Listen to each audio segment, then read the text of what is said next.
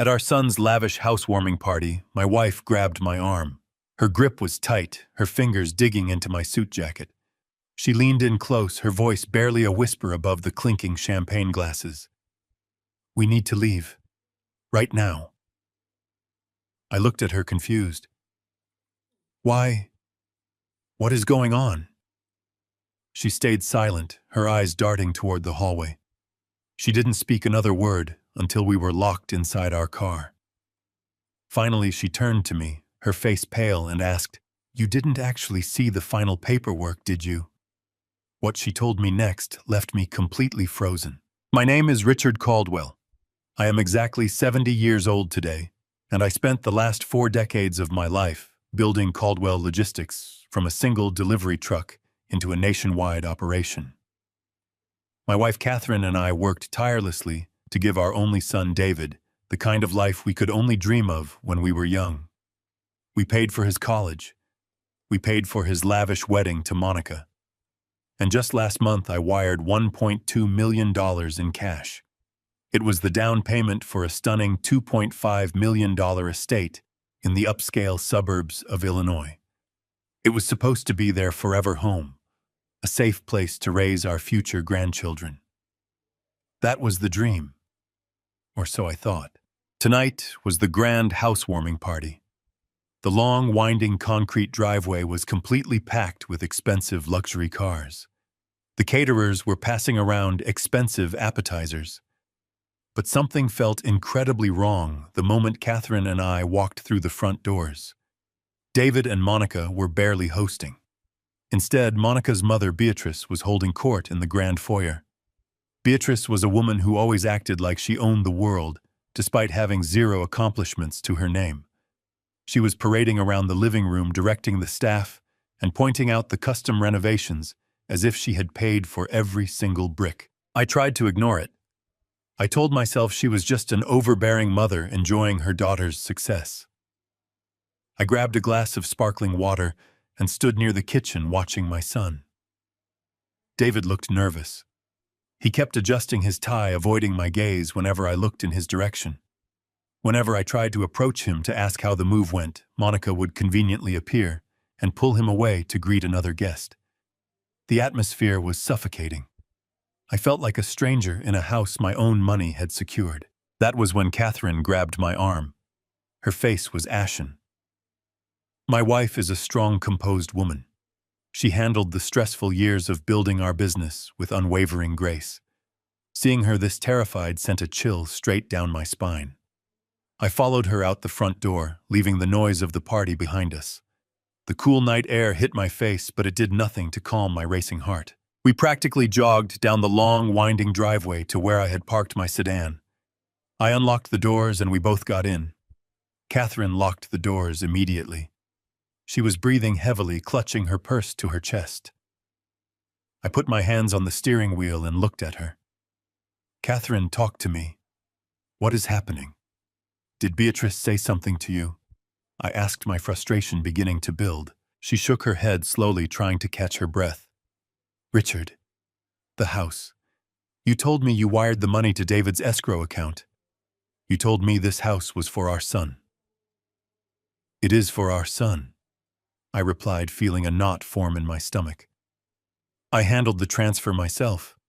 The real estate attorney sent over the preliminary agreements last month. Everything was in David and Monica's names. What is the problem?"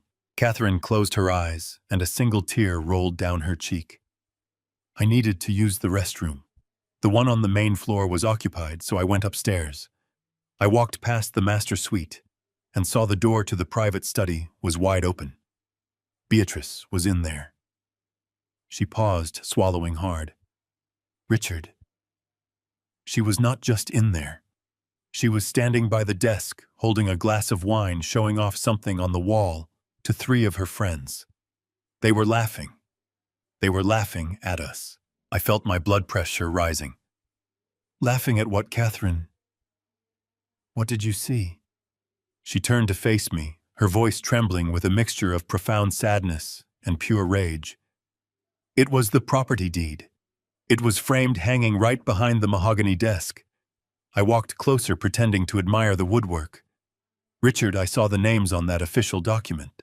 My hands gripped the steering wheel tighter. David and Monica, I stated firmly, though a sickening doubt was already spreading through my chest. No, Catherine whispered.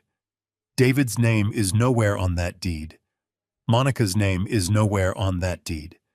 The property is registered solely to a limited liability company, an LLC. An LLC. I repeated, my mind racing through corporate legalities. What LLC? Kensington Holdings, Catherine replied. The air in the car suddenly felt heavy, unbreathable. Kensington. That was Beatrice's maiden name. The name she constantly used to boast about her imaginary aristocratic heritage. I stared at the dark windshield, my mind struggling to process the magnitude of what my wife was telling me. Are you absolutely certain? I asked, my voice dropping to a low, dangerous tone. I am certain, Catherine said, wiping her face. I saw the state seal. I saw the registration date. It was filed 3 weeks ago, right after you wired the money. Richard, you did not buy a house for our son. You bought a $2.5 million estate for Beatrice. She owns it all. I sat in the dark, the silence deafening. 40 years of hard work. 40 years of sacrificing family dinners to build a company, all to ensure my son would have a secure future. And he had taken my life's savings and handed the keys to his manipulative mother-in-law. My own flesh and blood had orchestrated a massive deception right under my nose. The disrespect was paralyzing. The betrayal was absolute.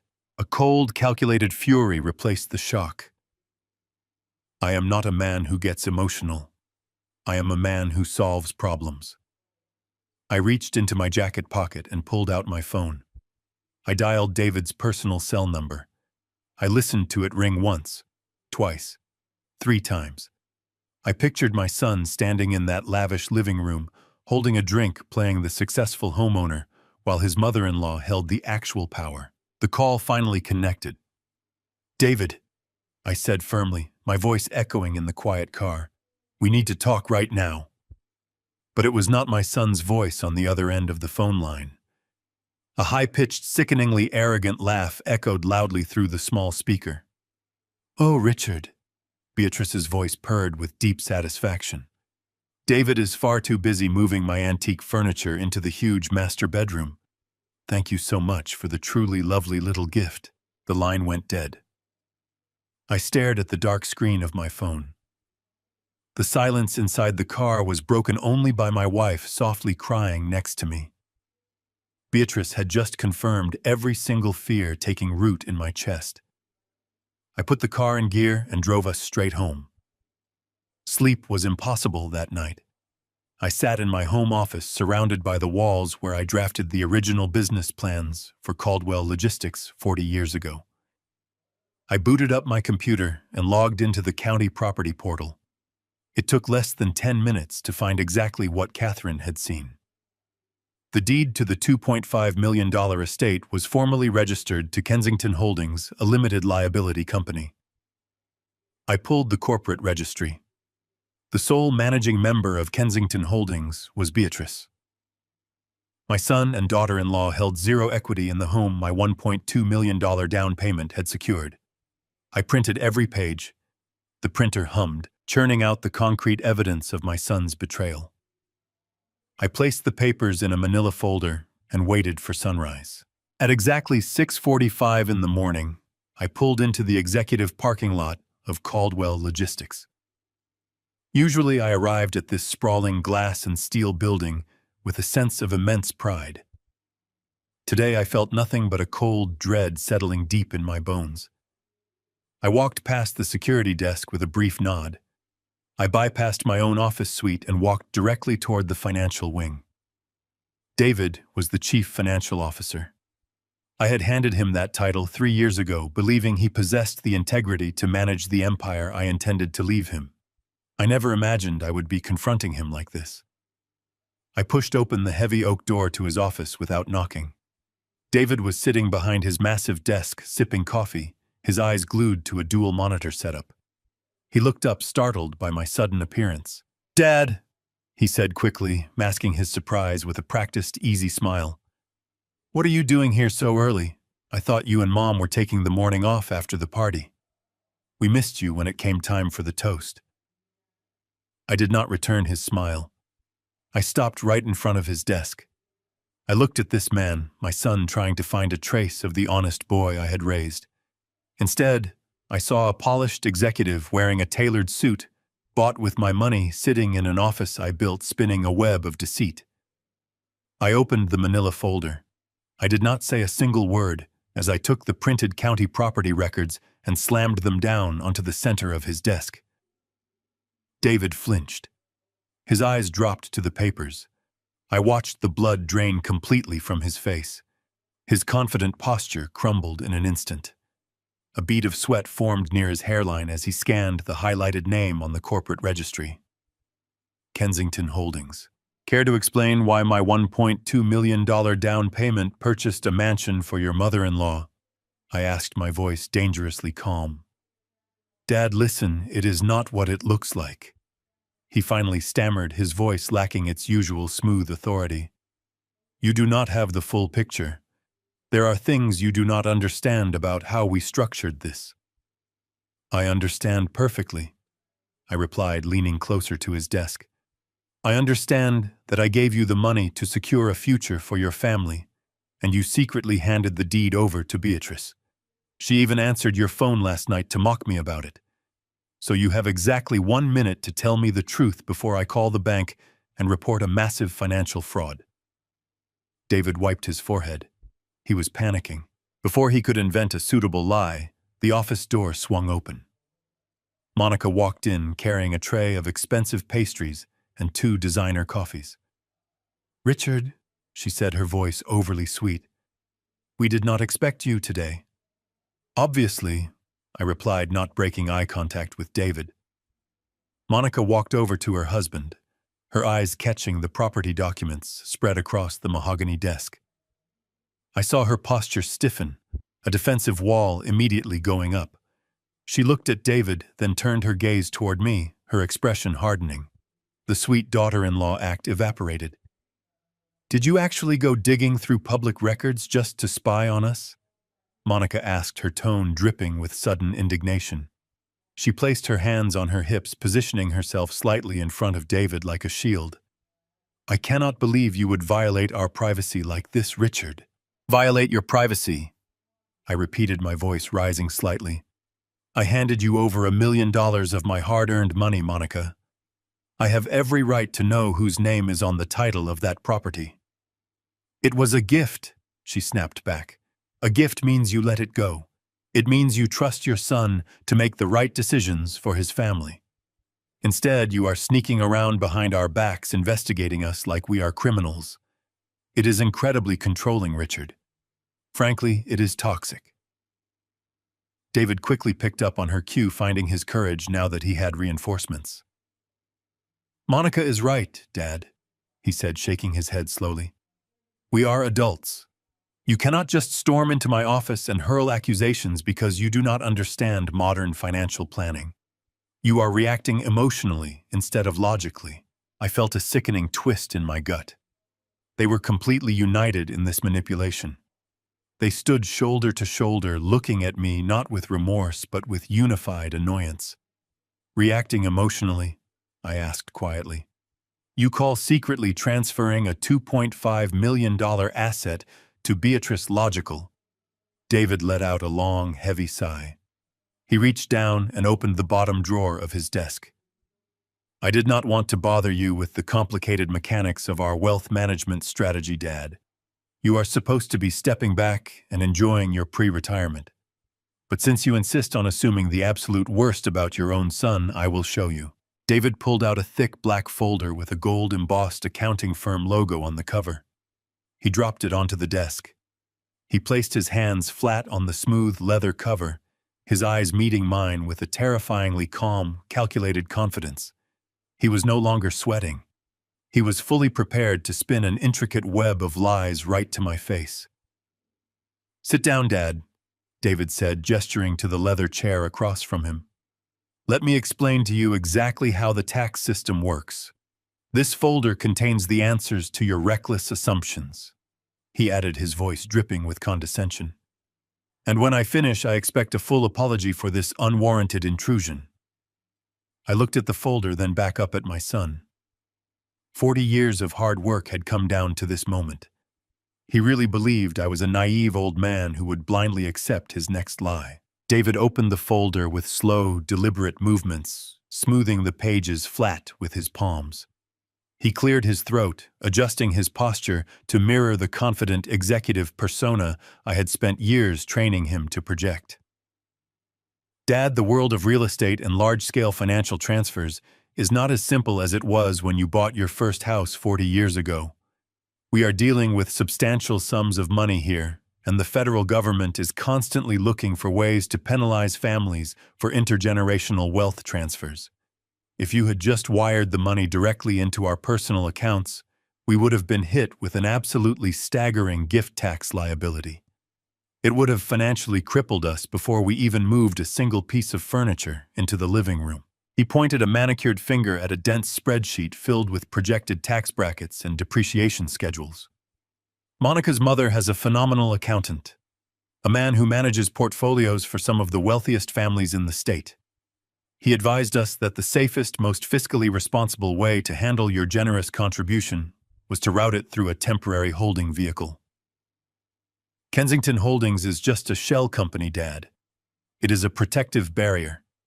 Beatrice is acting as a temporary trustee to shelter the asset. According to the strategic timeline laid out right here in these documents, the limited liability company will be completely dissolved in exactly 90 days. On the 91st day, the property deed will automatically transfer entirely into Monica's and my name. We were trying to protect your investment, not steal it. We just wanted to handle the stressful logistics ourselves so you could focus on enjoying your retirement." It was a masterful performance. The financial terminology was perfectly deployed. The logic was completely sound on the surface, designed to sound responsible and highly professional.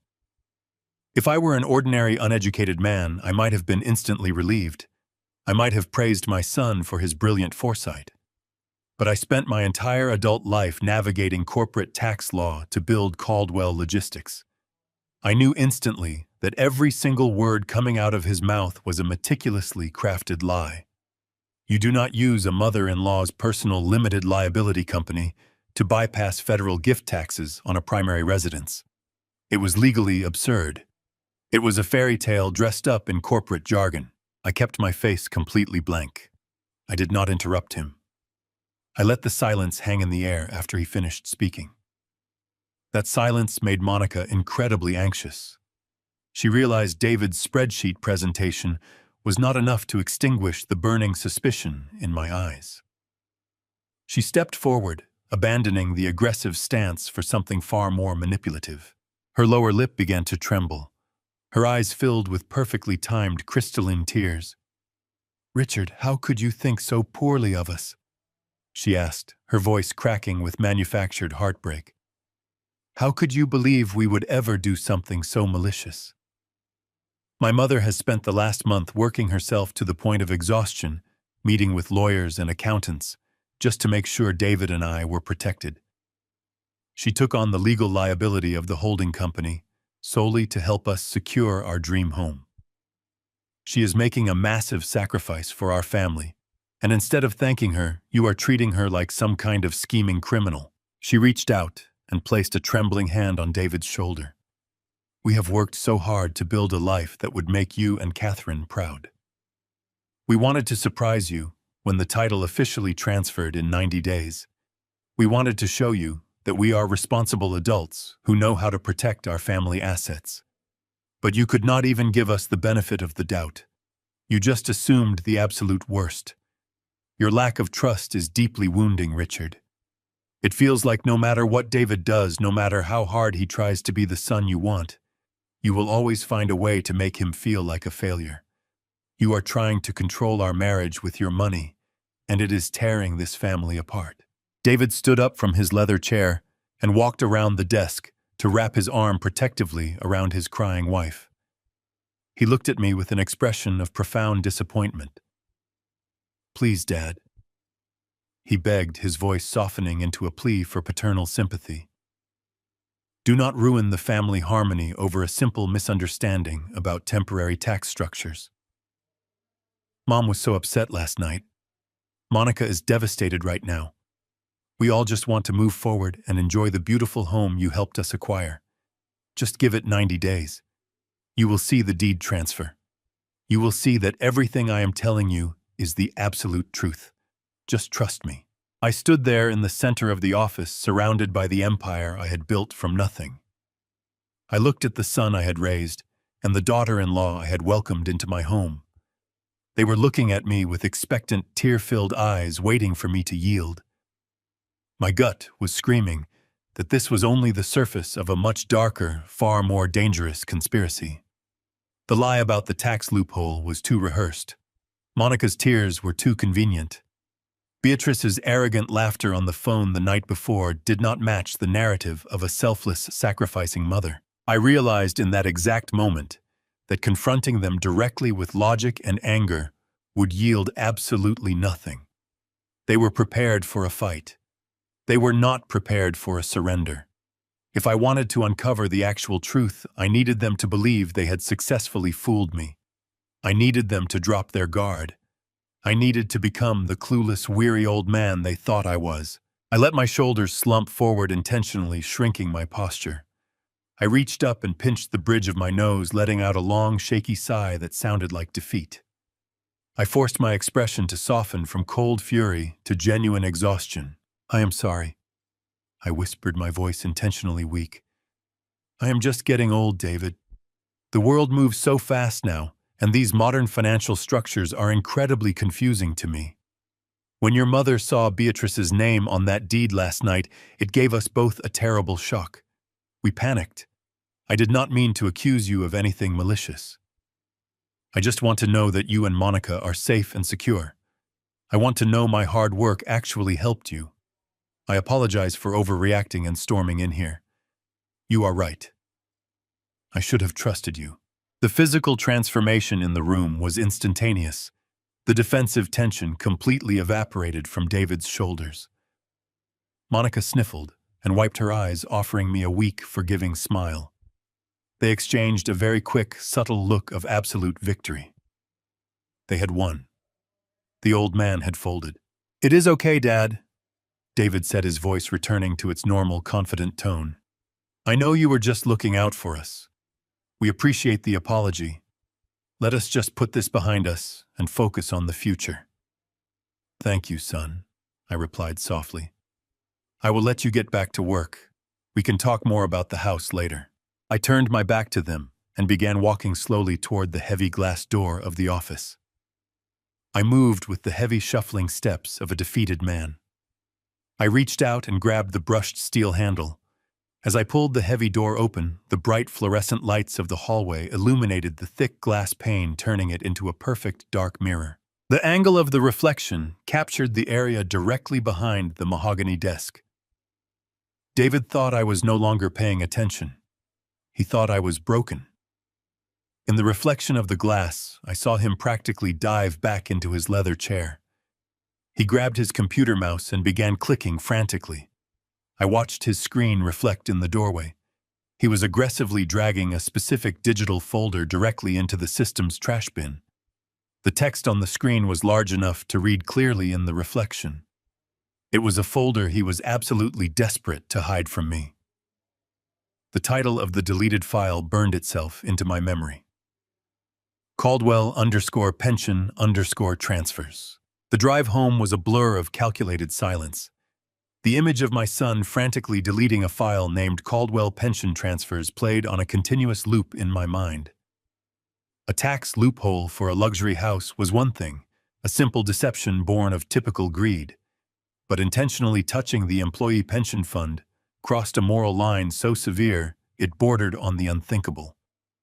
I had hundreds of hardworking people who trusted me with their retirement. If David was moving their money, he was not just stealing from me.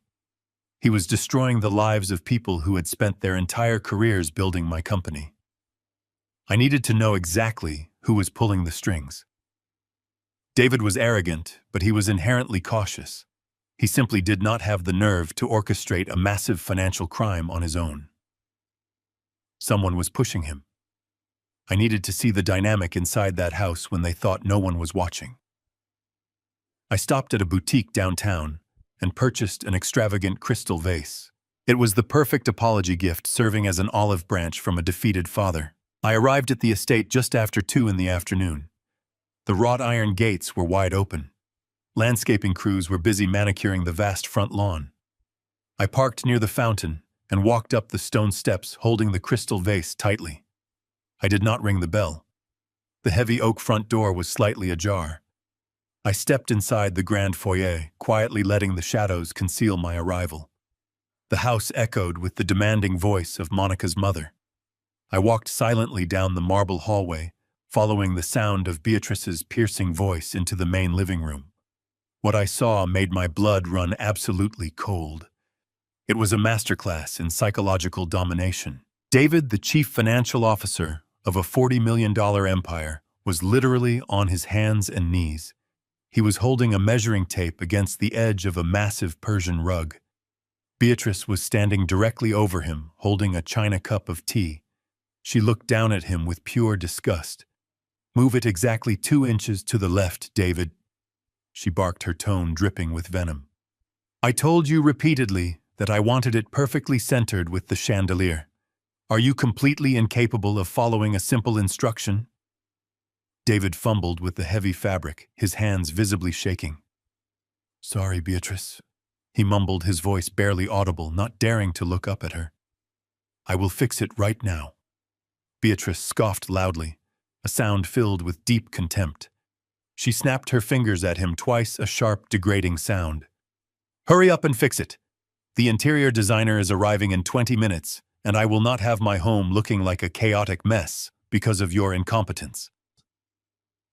I watched my son shrink into himself, his shoulders slumping in defeat.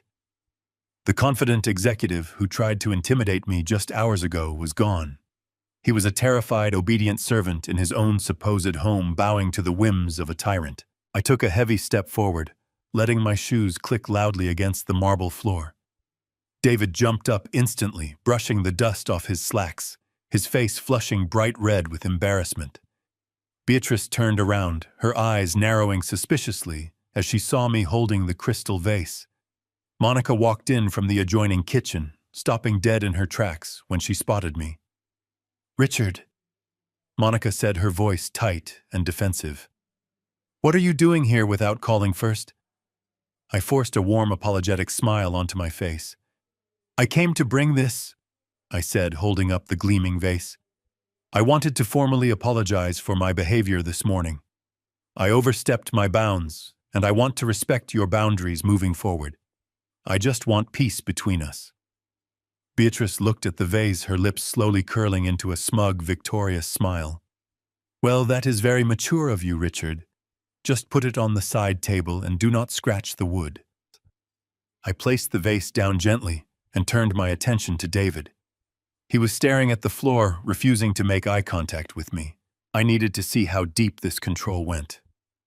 "David," I said casually, keeping my tone light and conversational, "while I am here, I wanted to quickly ask you about the fourth quarter financial projections for the regional distribution centers.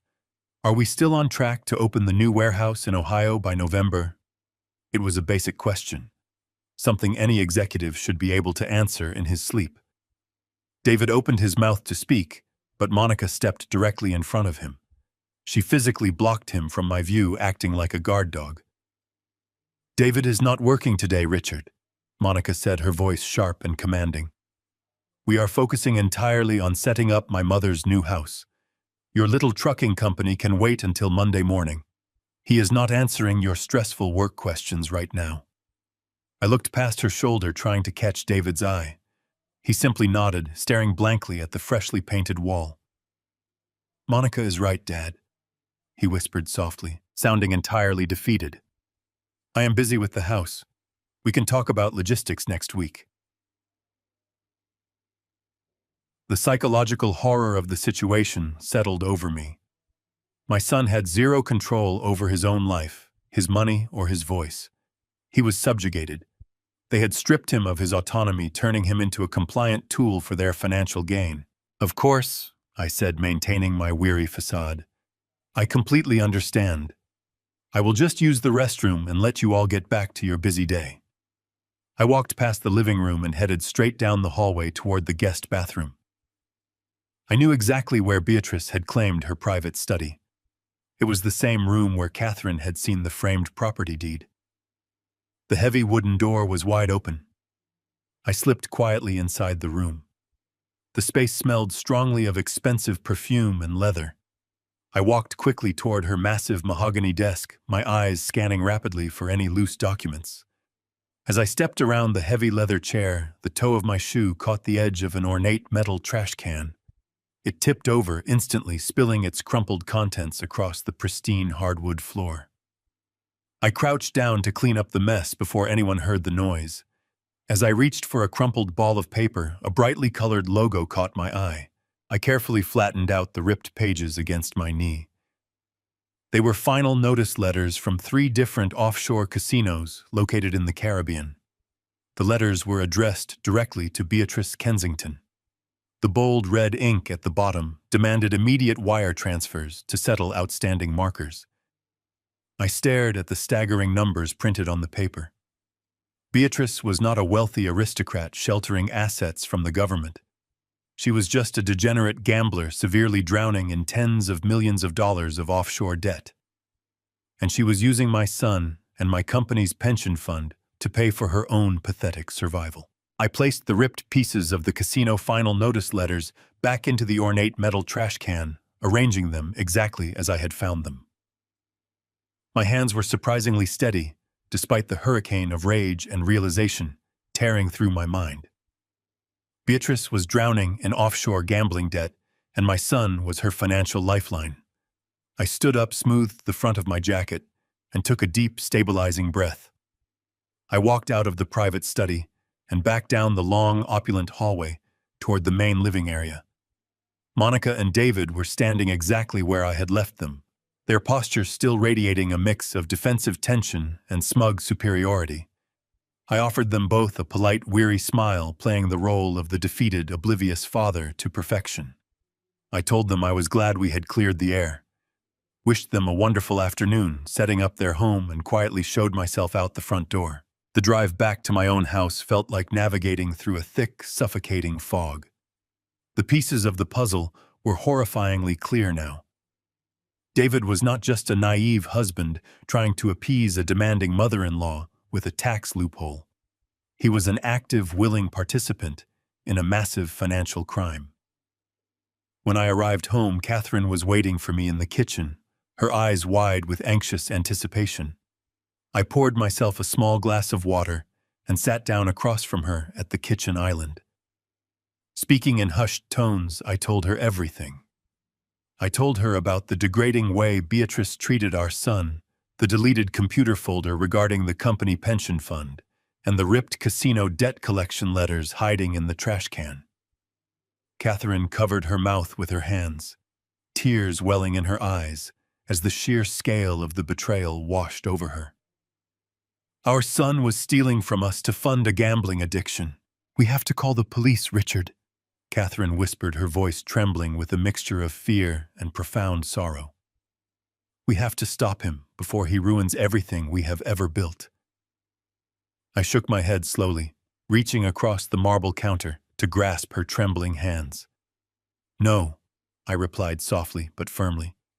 If we confront him now or involve the authorities prematurely, David will simply erase the remaining digital evidence. He is the chief financial officer. He controls the servers. He controls the daily ledgers. He will claim I am a confused old man making wild accusations, and Monica will back him up completely. We cannot win a war of words against 2 people who have spent months perfecting their lies. If we are going to stop this, I need undeniable concrete proof. I need the raw financial data downloaded directly from the company servers, and I have to get it without David ever knowing I was looking. I spent the rest of the evening acting completely normal. I ate dinner with Catherine, watched the evening news, and went to bed at my usual time. I needed to ensure that if David was monitoring my behavior in any way, he would see nothing but a tired, retired executive settling into a quiet life. But sleep was entirely out of the question. I lay in the dark listening to the rhythmic ticking of the hallway clock, waiting for the dead of night. When the clock struck 2 in the morning, I quietly slipped out of bed, leaving Catherine sleeping soundly. I walked down the hallway to my home office and locked the heavy wooden door behind me. I sat down at my desk and opened my laptop, the blue light from the screen illuminating the dark room.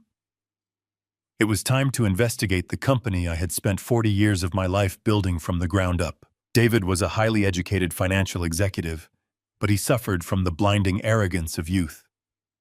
When I handed him the keys to the financial kingdom 3 years ago, he immediately changed all the primary administrative passwords, subtly locking me out of the day-to-day operational metrics.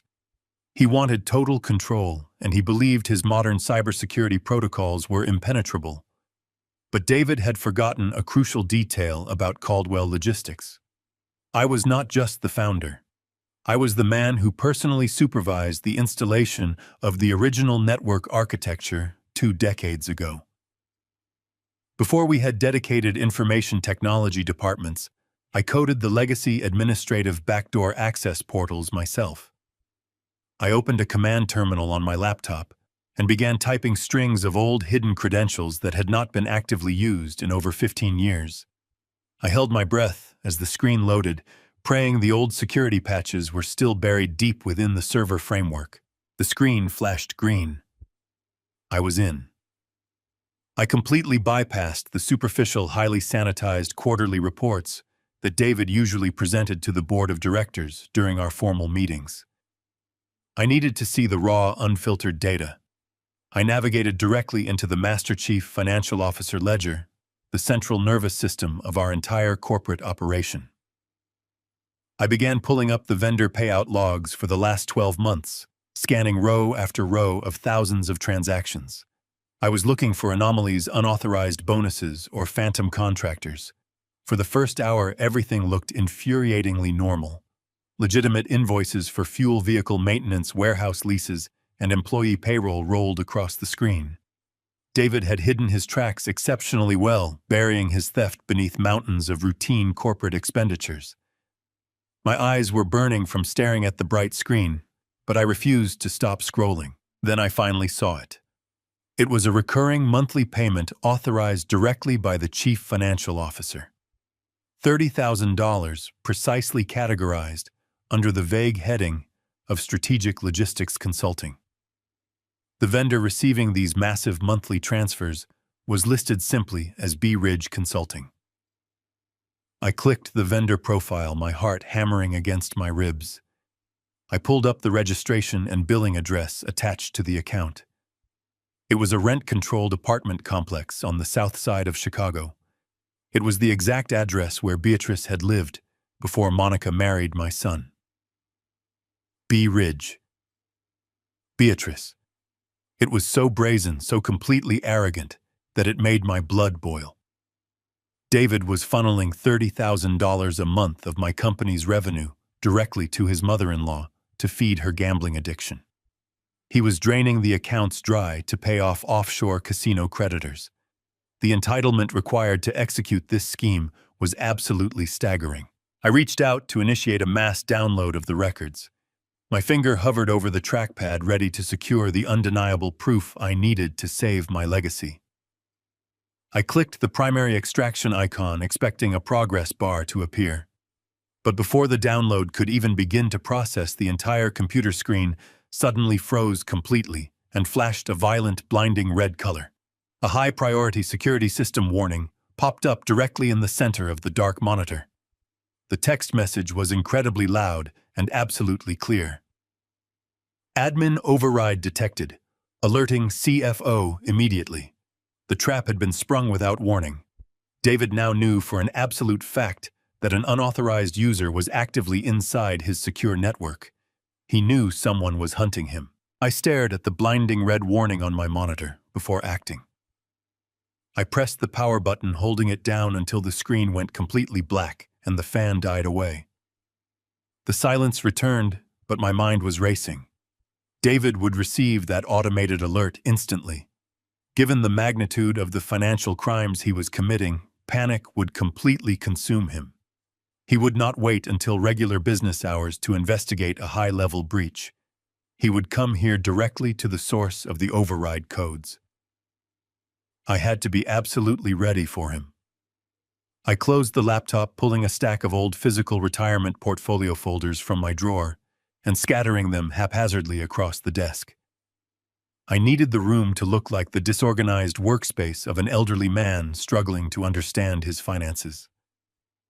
I walked upstairs, quietly, slipped back into bed beside Catherine, and watched the clock on the nightstand slowly tick toward dawn. I did not close my eyes. I simply waited for the inevitable arrival of my desperate son. At 6:15, the harsh crunch of tires gripping the driveway shattered the morning quiet. A car door slammed shut with aggressive force.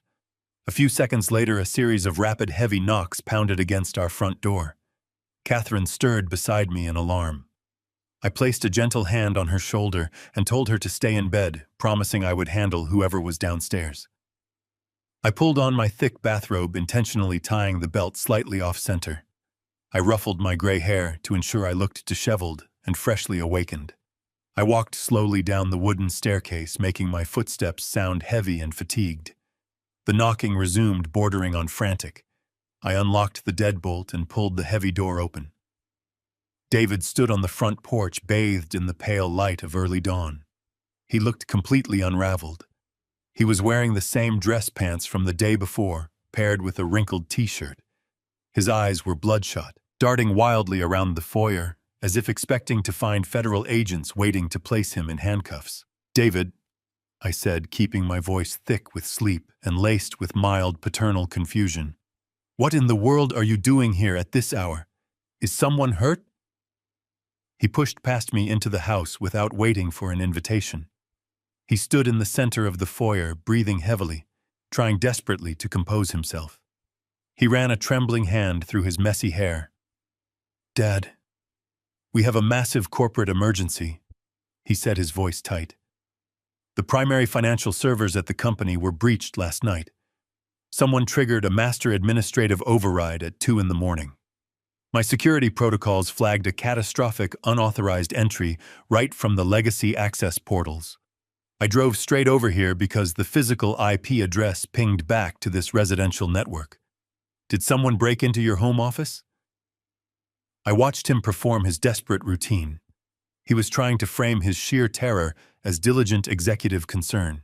He needed to know if I was pulling the strings or if some anonymous hacker was currently downloading his illegal transactions. I let my shoulders slump. I raised a trembling hand to my forehead, rubbing my temples as if battling a severe morning headache. I let out a long, heavy sigh of profound embarrassment.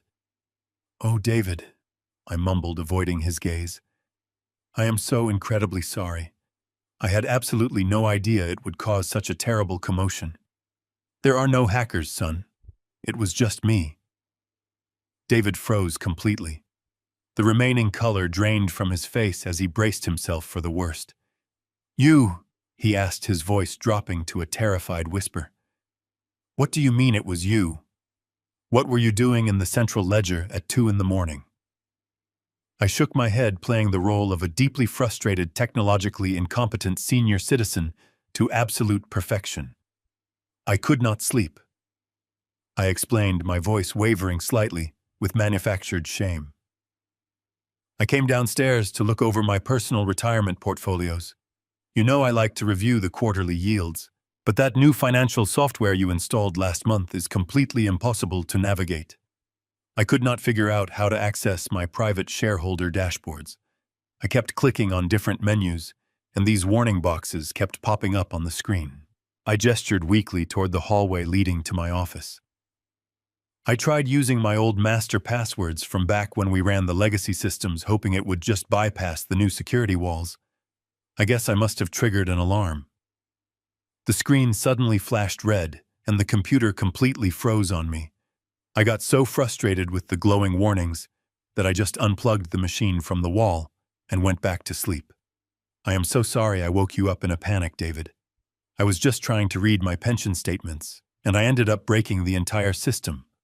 I feel like an absolute fool. I looked up at him, my eyes wide and apologetic. I waited for his reaction. I watched the profound, intoxicating relief wash over his entire body. The terror in his bloodshot eyes instantly dissolved, replaced immediately by a familiar, sickening arrogance. He let out a loud, dramatic exhale, dropping his head back and staring at the ceiling, as if asking the universe for patience with a foolish child. The transition from a panicked criminal to a condescending superior was seamless. Unbelievable! David scoffed, his tone dripping with patronizing irritation. You unplugged the machine, Dad. You cannot just randomly input deprecated administrative codes into a modernized corporate network. You triggered a level 5 security cascade. I thought we were experiencing a coordinated cyber attack from a foreign entity. You practically gave me a heart attack over a simple retirement statement. He shook his head, placing a heavy, comforting hand on my shoulder. It was a gesture meant to assert dominance. Listen to me, he said, speaking slowly, as if addressing a toddler. You are getting too old to be messing around with advanced technology. The systems are vastly different now. They are highly sensitive. You need to leave the technical operations to me and my team.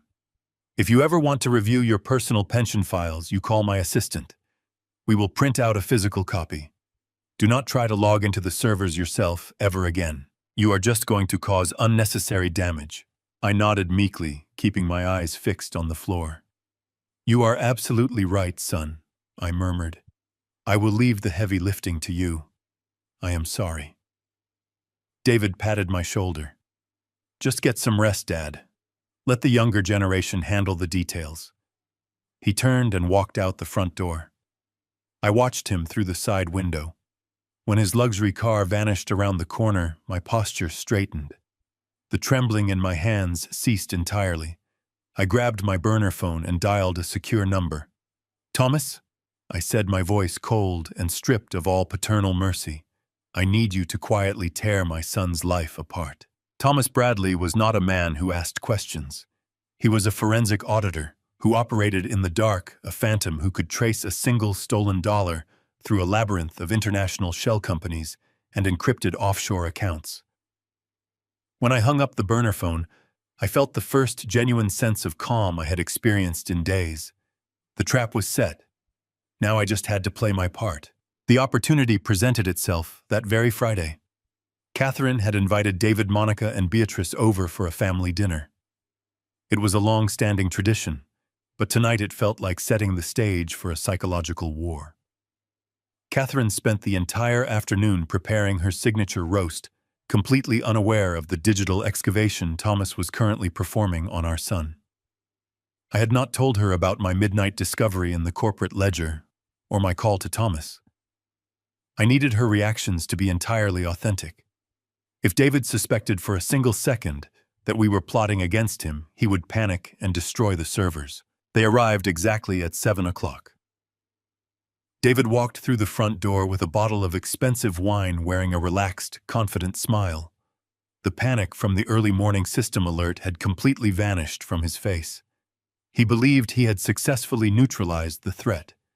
He believed his father was just a technologically illiterate old man who had fumbled his way into the wrong computer file. Monica followed close behind him, carrying a bouquet of flowers, playing the role of the devoted daughter-in-law to absolute perfection. And then came Beatrice. She swept into our home as if she were a reigning monarch inspecting a peasant village. She wore a tailored silk dress and diamond jewelry that I now knew was financed by the stolen retirement funds of my hard-working employees. She greeted Catherine with a stiff, obligatory embrace before immediately commenting on the temperature of the house, complaining that the air conditioning was far too aggressive for her delicate constitution. We moved into the dining room. Catherine brought out the roast, surrounded by roasted vegetables and fresh herbs. It was a beautiful, warm, comforting meal. Beatrice looked at the platters with an expression of thinly veiled disdain. She picked up her silver fork and prodded a piece of the meat, as if examining a biological specimen. "This is so wonderfully rustic, Catherine," Beatrice said, her voice dripping with condescending sweetness. It reminds me of the simple meals my grandmother used to make during the rationing years. It is incredibly quaint. You must give my personal chef your recipe. He is always looking for ways to create heavy filling dishes for the landscaping crew. Catherine's face flushed with a mixture of embarrassment and hurt. She looked down at her plate, the joy completely draining from her eyes. Monica let out a soft, melodic laugh, reaching over to pat Catherine's hand. Do not mind Mother Catherine.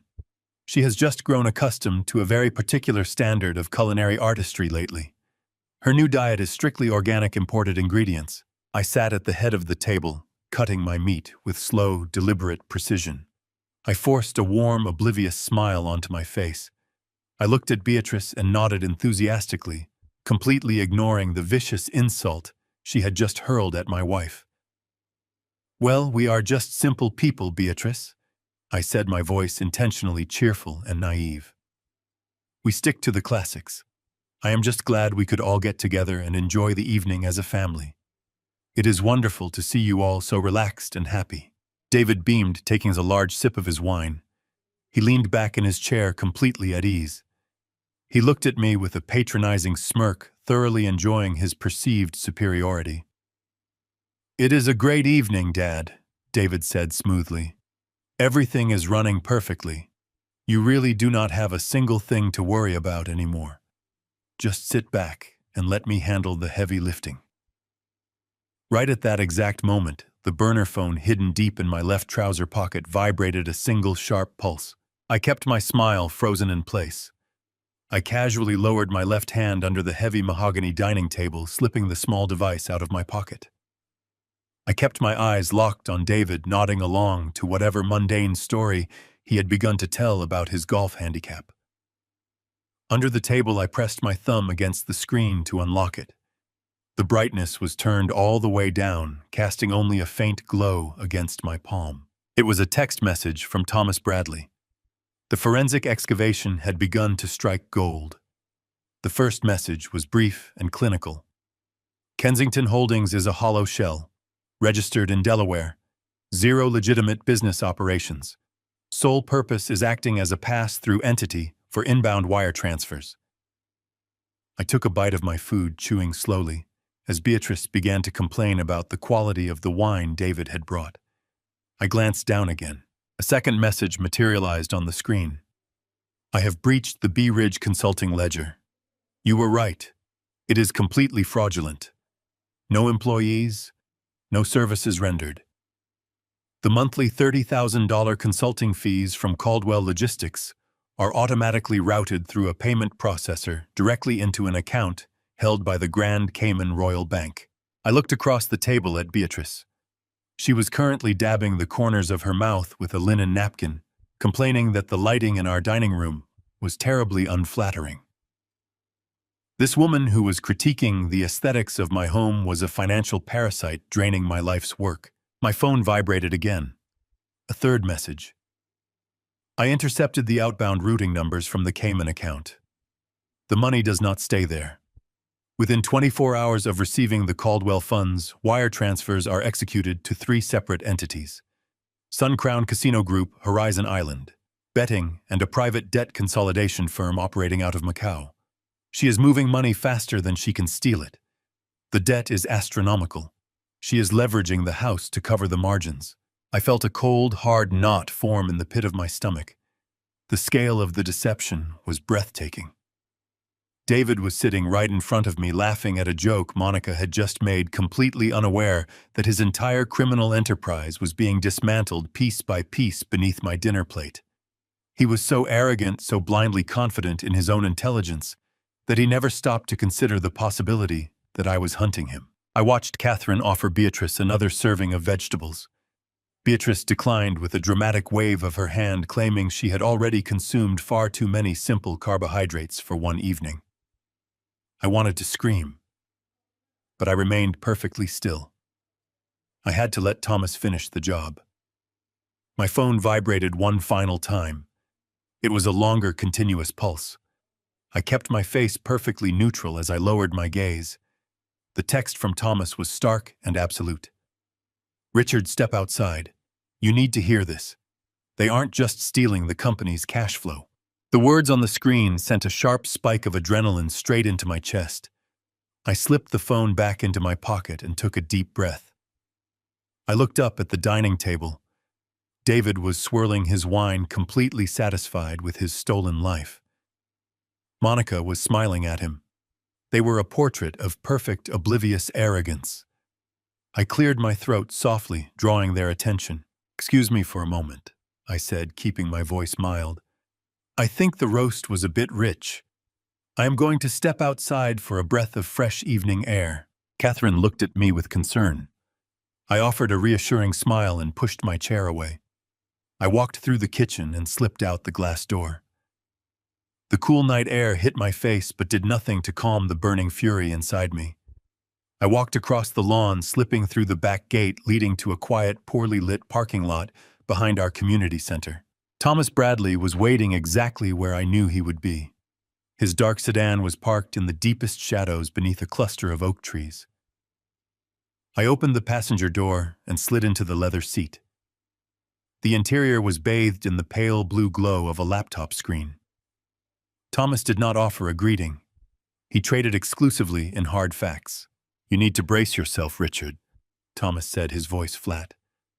"I spent the last 3 hours digging through your son's digital footprint. He is not just skimming cash. He has engineered a financial catastrophe, steering the entire ship directly into a concrete wall." I looked at the glowing screen.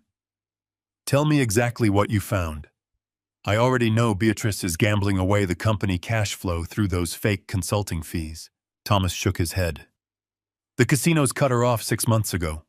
Beatrice turned to alternative funding sources. She owes an international syndicate of loan sharks over $2 million. They demand weekly tribute, and the interest rates are compounding at an astronomical pace. She is drowning, and she dragged your son into the deep water with her." I felt a cold sweat break out across my forehead. "So David is draining the operating accounts to keep her alive," I stated. "It is much worse than the operating accounts," Thomas replied. $30,000 a month is not enough to cover the weekly tribute Beatrice owes to these syndicates. David needed a massive pool of untraceable liquidity. He crossed the ultimate line. He is actively draining the Caldwell Logistics Employee Pension Fund." "The pension fund," I whispered, my voice cracking. "He is stealing the retirement savings of my workers, men and women, who have given their entire lives to my company. He has already siphoned over $4 million from the principal reserves," Thomas confirmed, bringing up a complex series of ledger transfers. "He is routing it through Beatrice's shell company, sending it directly to Macau. He is burning the futures of your employees to pay for his mother-in-law's gambling debts." My son was a monster. But Thomas was not finished. "There is a reason he felt comfortable taking such an insane risk," Thomas continued. "David is a coward. He knew touching the federal pension funds would attract the authorities. He needed an absolute guarantee that he would walk away clean when the house of cards collapsed. He needed a designated fall guy." "He set me up," I said quietly, the realization settling over me. "He framed you perfectly," Thomas said, dropping a thick stack of printed documents onto my lap. "I found these buried in a hidden partition on the main server. David used your digital signature to forge binding legal declarations. He drafted documents naming you as the sole guarantor of Beatrice's massive syndicate debts. He forged executive orders authorizing the creation of the phantom subsidiaries draining the pension fund. Every wire transfer, every illegal loan, every stolen dollar has your name attached to it at the top of the command chain." I stared down at the papers in my lap. The forged signatures looked perfectly authentic. The legal language was ironclad. If federal authorities launch an investigation, or if the loan sharks decide to collect their principal balance by force, all the paper trails lead directly to your home office, Thomas explained. David structured this entire criminal enterprise so he looks like an innocent subordinate following the erratic orders of his aging father. If this operation goes bust, Richard, you are the one going to federal prison. You will die in a cell, and David will assume total control of whatever assets remain. The terrifying reality locked my jaw. My own flesh and blood had systematically planned my financial ruin and physical incarceration. I spent 40 years building a legacy of honor, and David had twisted it into a noose meant for my neck. I looked toward my home where my son was currently drinking my wine and smiling at my wife. "How long do we have before the annual corporate audit?" I asked, my voice turning into a cold, mechanical rasp. "The external auditors arrive in 3 weeks. When they look at the pension reserves, they will spot the massive deficit.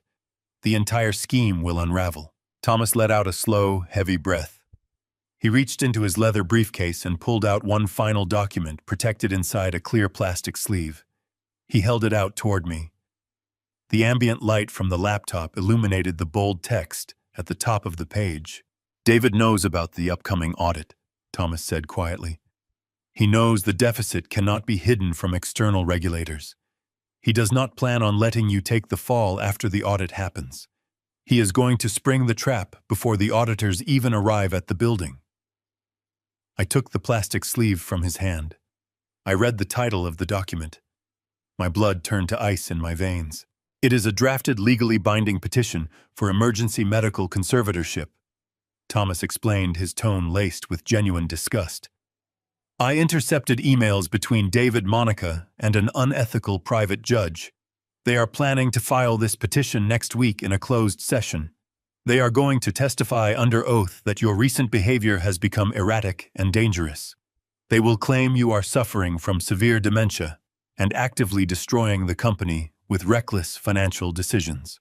I stared at the petition. It outlined a complete seizure of my personal rights and medical autonomy.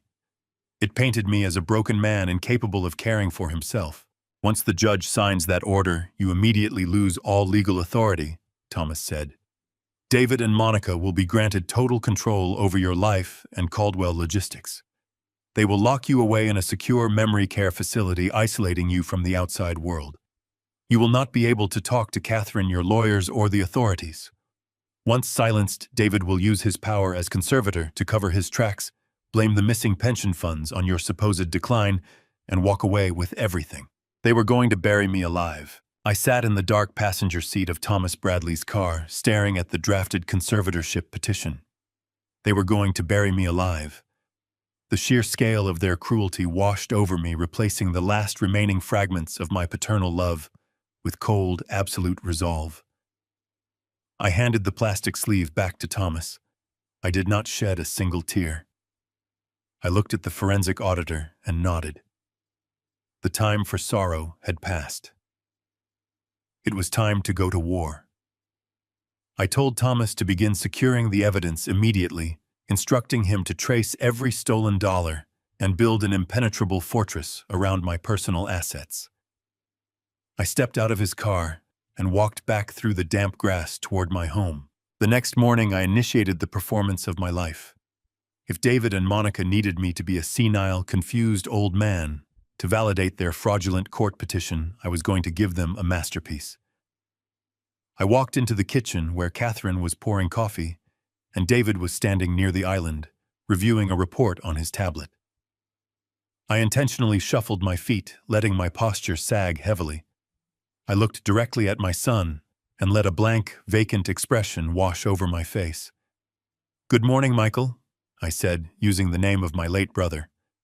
"Did you finish the inventory logs for the warehouse yet?" David froze, lowering his tablet slowly. He exchanged a rapid, wide-eyed look with Catherine. "Dad," David said, his voice dripping with mock concern. "It is me, David. Michael has been dead for 20 years. Are you feeling all right?" I blinked repeatedly, pressing a trembling hand to my forehead. I muttered a weak apology, claiming I had not slept well and was feeling a bit disoriented. Later that afternoon, when Monica stopped by to drop off some fabric swatches for Catherine, I executed the next phase of my performance. I casually opened the refrigerator to grab a bottle of water and silently placed my heavy set of car keys directly onto the middle shelf right next to the milk. I walked into the living room and began frantically searching my pockets, complaining loudly that I had lost my keys again. Monica immediately sprang into action, adopting the tone of a patronizing nurse. Within 3 minutes, She opened the refrigerator and gasped with manufactured shock. She pulled the keys out and held them up for David to see. I watched them from the corner of my eye. They were absolutely thrilled. I could see the barely contained glee dancing in Monica's eyes. I watched David subtly pull out his smartphone and type a quick note documenting my staged cognitive decline for their impending court filing. They were building their case completely unaware. They were merely dancing on the stage I built for them. While I played the crumbling patriarch in the daylight, my nights were consumed by ruthless retaliation. I met with Thomas Bradley and my senior legal counsel in secure locations long after midnight. We moved with terrifying speed. Because the company was still legally entirely in my name, and the forged guarantor documents had not yet been activated by the offshore loan sharks, I had a narrow window to sever the diseased limbs of my empire. I quietly liquidated my massive personal stock portfolios, moving the capital into secure blind trusts completely insulated from Caldwell Logistics and David's grasp. Next, we tackled the forged legal declarations. My attorneys worked directly with federal fraud investigators to place immediate holds on the fabricated guarantor documents David created. We built a firewall separating my personal identity from Beatrice's $2 million offshore debt. If the syndicates came looking for their money, they would hit an impenetrable wall. But my most devastating maneuver was structural. 30 years ago, I personally financed the construction of our primary distribution hub. The company still held a massive mortgage lien on that property. Working silently, I executed a complex legal transfer, moving that massive lien out of the corporate holding company and directly into my own private trust. In one stroke, I transitioned from being the vulnerable founder to becoming the supreme, untouchable creditor of my own company.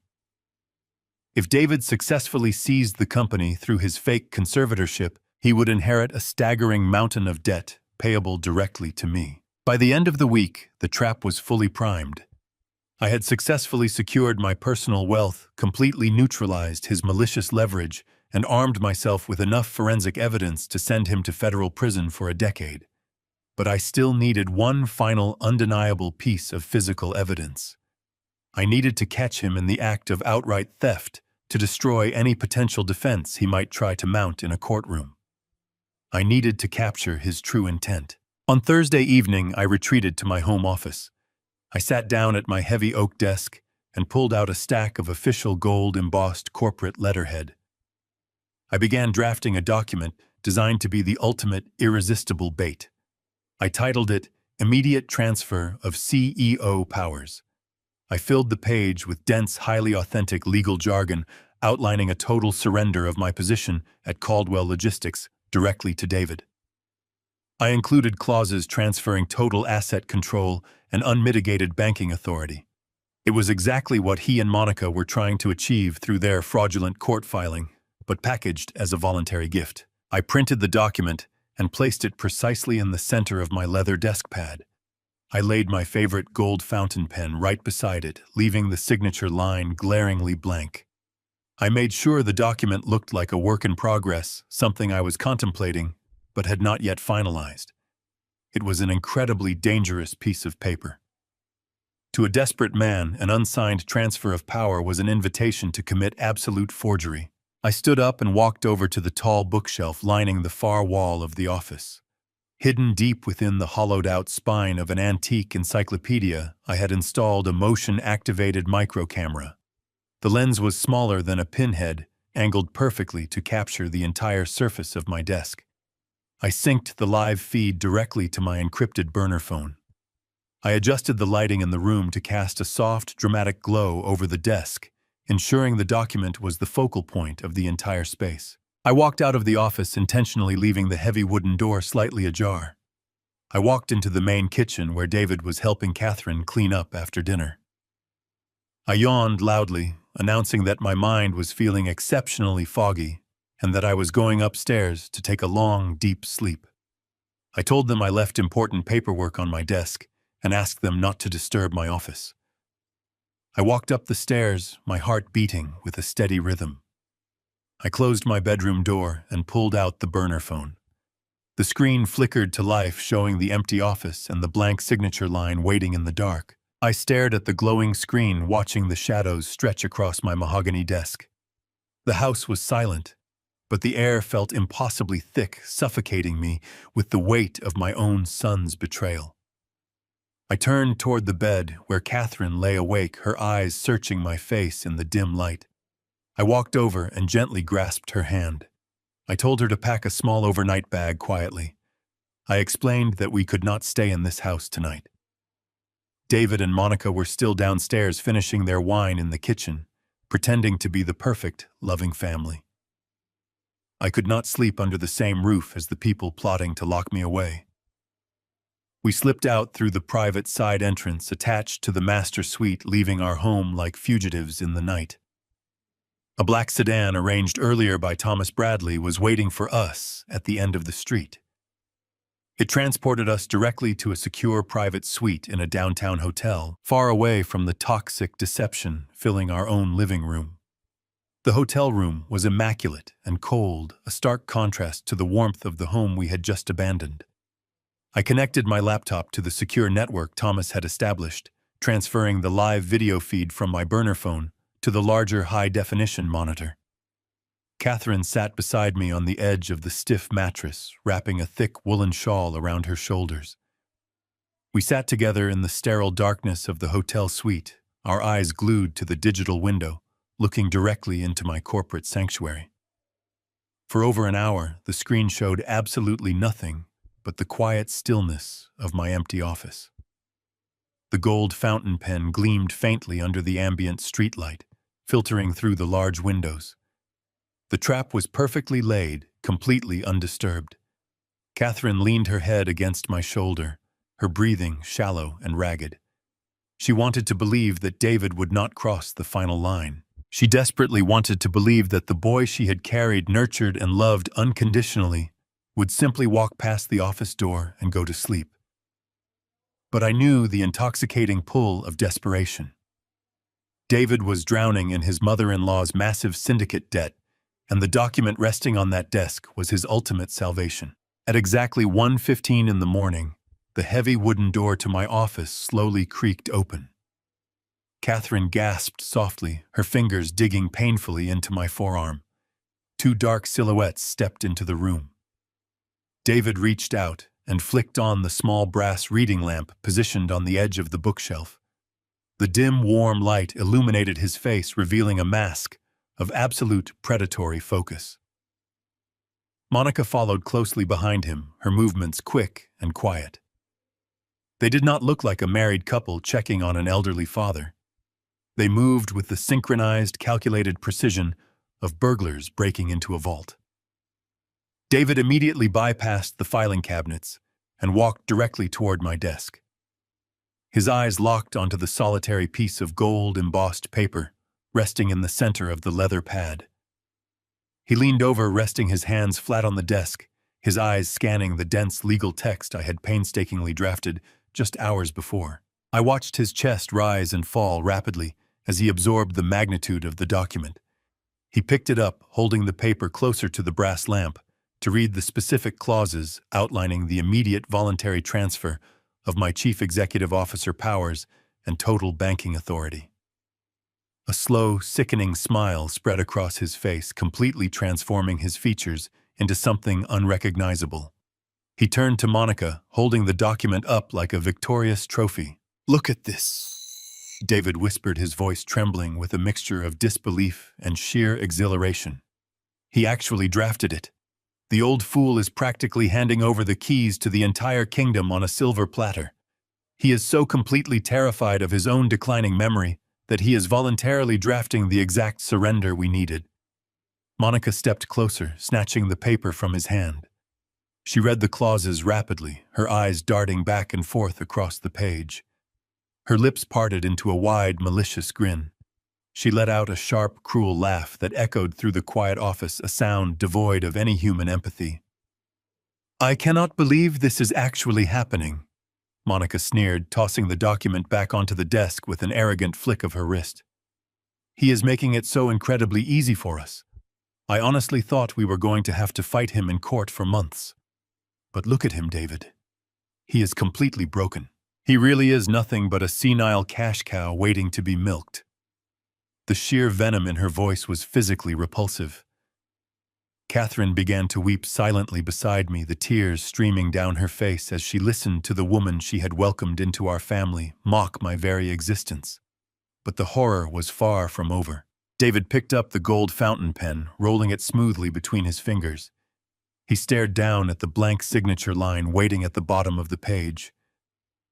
"We do not even need to forge it right now," David said, his tone chillingly calm and entirely devoid of morality. "We will let him think it is his own brilliant idea. I will casually bring it up during family dinner on Friday night. I will play the concerned son, telling him how exhausted he looks, how much he needs to step down for his own health. We will place this exact document in front of him, and he will sign it willingly to save face." He placed the pen back onto the desk, aligning it perfectly with the edge of the paper. "And once he signs this on Friday, our problems are completely solved," David continued, his voice dropping to a low, menacing register that chilled me to the bone. "We secure the remaining pension funds, we satisfy the syndicate, and we quietly finalize the emergency medical conservatorship paperwork on Monday morning. We lock him in that specialized psychiatric facility in Nevada by the end of the month. It is isolated, highly secure, and strictly controls all external communications. He will never speak to a lawyer or a bank manager ever again. Beatrice will be absolutely safe, our debts will be entirely erased, and we will finally have the total control we deserve." Catherine broke down into heavy, uncontrollable sobbs.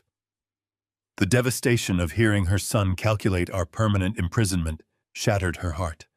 She buried her face into my shoulder, shaking violently as the reality of their greed washed over her. I did not offer any words of comfort. I simply wrapped my arm around her trembling frame and held her hand tightly. My eyes remained fixed on the glowing monitor, watching the two miserable rats scurrying happily through the maze I had meticulously designed for them. The paternal love that had once blinded me to their true nature evaporated, replaced by a dark, frozen resolve. "Let them have their Friday dinner," I whispered. "It will be their last." Friday evening arrived with an oppressive heat that mirrored the heavy tension settling deep within my chest. Catherine and I drove up the winding driveway of the Kensington estate just as the sun began to dip below the tree line. The wrought iron gates were flanked by private valets, and the circular courtyard was packed with high-end luxury vehicles. Beatrice had not just planned an intimate family dinner to execute their coup. She had invited an audience. She had gathered her circle of wealthy, superficial acquaintances to witness her magnificent new lifestyle funded entirely by my stolen pension reserves. I parked near the edge of the fountain, taking a brief moment to reach across the console and squeeze Catherine's hand. Her fingers were trembling slightly, but her eyes were filled with quiet strength. We had spent the last 48 hours grieving the son we thought we knew. Tonight, we were simply walking into a cage of predators fully prepared to lock the door behind us. We walked up the stone steps and were ushered inside by a hired butler. The main living room had been completely transformed into a lavish cocktail reception. A string quartet played softly in the corner, drowned out by the shrill laughter of Beatrice holding court in the center of the room. She was draped in heavy silk and wearing a necklace of emeralds holding a crystal flute of champagne while she regaled guests with fabricated stories about her real estate investments. David stood slightly behind her, looking out of place despite his tailored suit. His face was pale, glistening with a thin sheen of nervous sweat. He was clutching a thick black leather folder tightly against his chest, his knuckles practically white from the pressure. He looked like a cornered animal waiting for the perfect moment to strike. When he noticed Catherine and me standing in the foyer, his posture instantly stiffened. Monica rushed over to greet us, her face plastered with a wide, insincere smile that did absolutely nothing to hide the malicious calculation in her eyes. She leaned in to kiss Catherine on the cheek, her perfume smelling sharp and overwhelming. "Richard, Catherine, we are so incredibly thrilled you could make it tonight." Monica chirped, her voice intentionally loud enough for the nearby guests to hear. "We know how difficult it is for you to get out of the house these days, Richard especially, with your energy levels being so unpredictable lately." I leaned heavily on my walking cane, a new prop I had purchased specifically for this performance. I let my hand shake visibly as I reached out to pat Monica's arm, widening my eyes into an expression of absolute vacant confusion. "Thank you, dear," I rasped, making my voice sound thin and fragile. "I am just happy I remembered the way here. My mind has been playing terrible tricks on me all week. I keep misplacing my reading glasses and forgetting my own appointments." David let out a long, slow breath, visibly relaxing his shoulders as he watched my pathetic display of manufactured senility. The sight of my trembling hand entirely validated his criminal assumptions. He believed his trap was perfectly aligned. He walked over and guided me toward a velvet armchair in the corner of the room, treating me with the patronizing caution reserved for a brittle antique.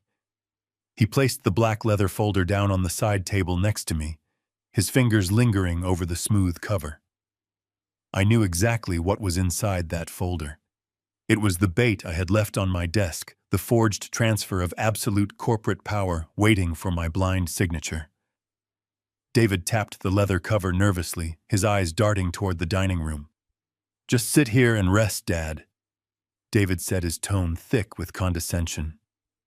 "We will be moving into the formal dining room shortly. I have some important family business I want to discuss with you after the main course, something that will make your life much easier." I nodded blankly, sinking deep into the velvet cushions.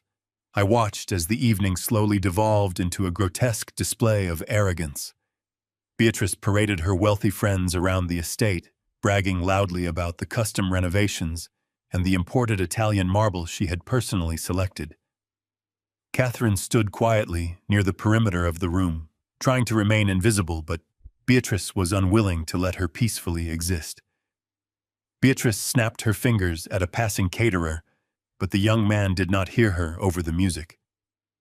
Frustrated, Beatrice turned her piercing gaze directly onto my wife. "Catherine, darling," Beatrice called out, her voice cutting through the ambient noise of the room. "Since you are just standing there doing absolutely nothing, be a dear and pass these crab appetizers around to the guests. The hired help is completely incompetent tonight, and you are so naturally accustomed to serving people in that quaint little kitchen of yours." The utter disrespect was breathtaking. The wealthy guests paused their conversations, watching to see how my wife would react to being publicly ordered around like a common servant in front of a crowd. Catherine's face flushed a deep crimson, but she maintained her absolute dignity. She did not argue. She simply picked up the silver tray and began walking silently among the guests, offering them the hors d'oeuvres. Monica watched this degrading spectacle with a smirk, whispering something into the ear of a woman standing next to her. I gripped the armrests of my chair, forcing myself to remain seated. The rage was building, pressing against my ribs, but the timing was not right. I had to wait for the main event. Eventually, the string quartet stopped playing, and Beatrice loudly announced that dinner was served. We all moved into the massive formal dining room, taking our places around a long mahogany table illuminated by a dripping crystal chandelier. The table was set with heavy silver and fine china. David sat directly across from me, the black leather folder now resting ominously beside his dinner plate. He could not stop touching it. As the first course was served, I continued my performance, intentionally rattling my silverware against the porcelain plate and spilling a few drops of water onto the pristine white tablecloth. David watched my trembling hands with barely disguised glee. He was mentally counting down the minutes until he could slide that pen into my fingers. Beatrice, emboldened by her captive audience and her perceived total dominance, decided to escalate her cruelty. She leaned over her plate, pointing her wineglass directly at Catherine.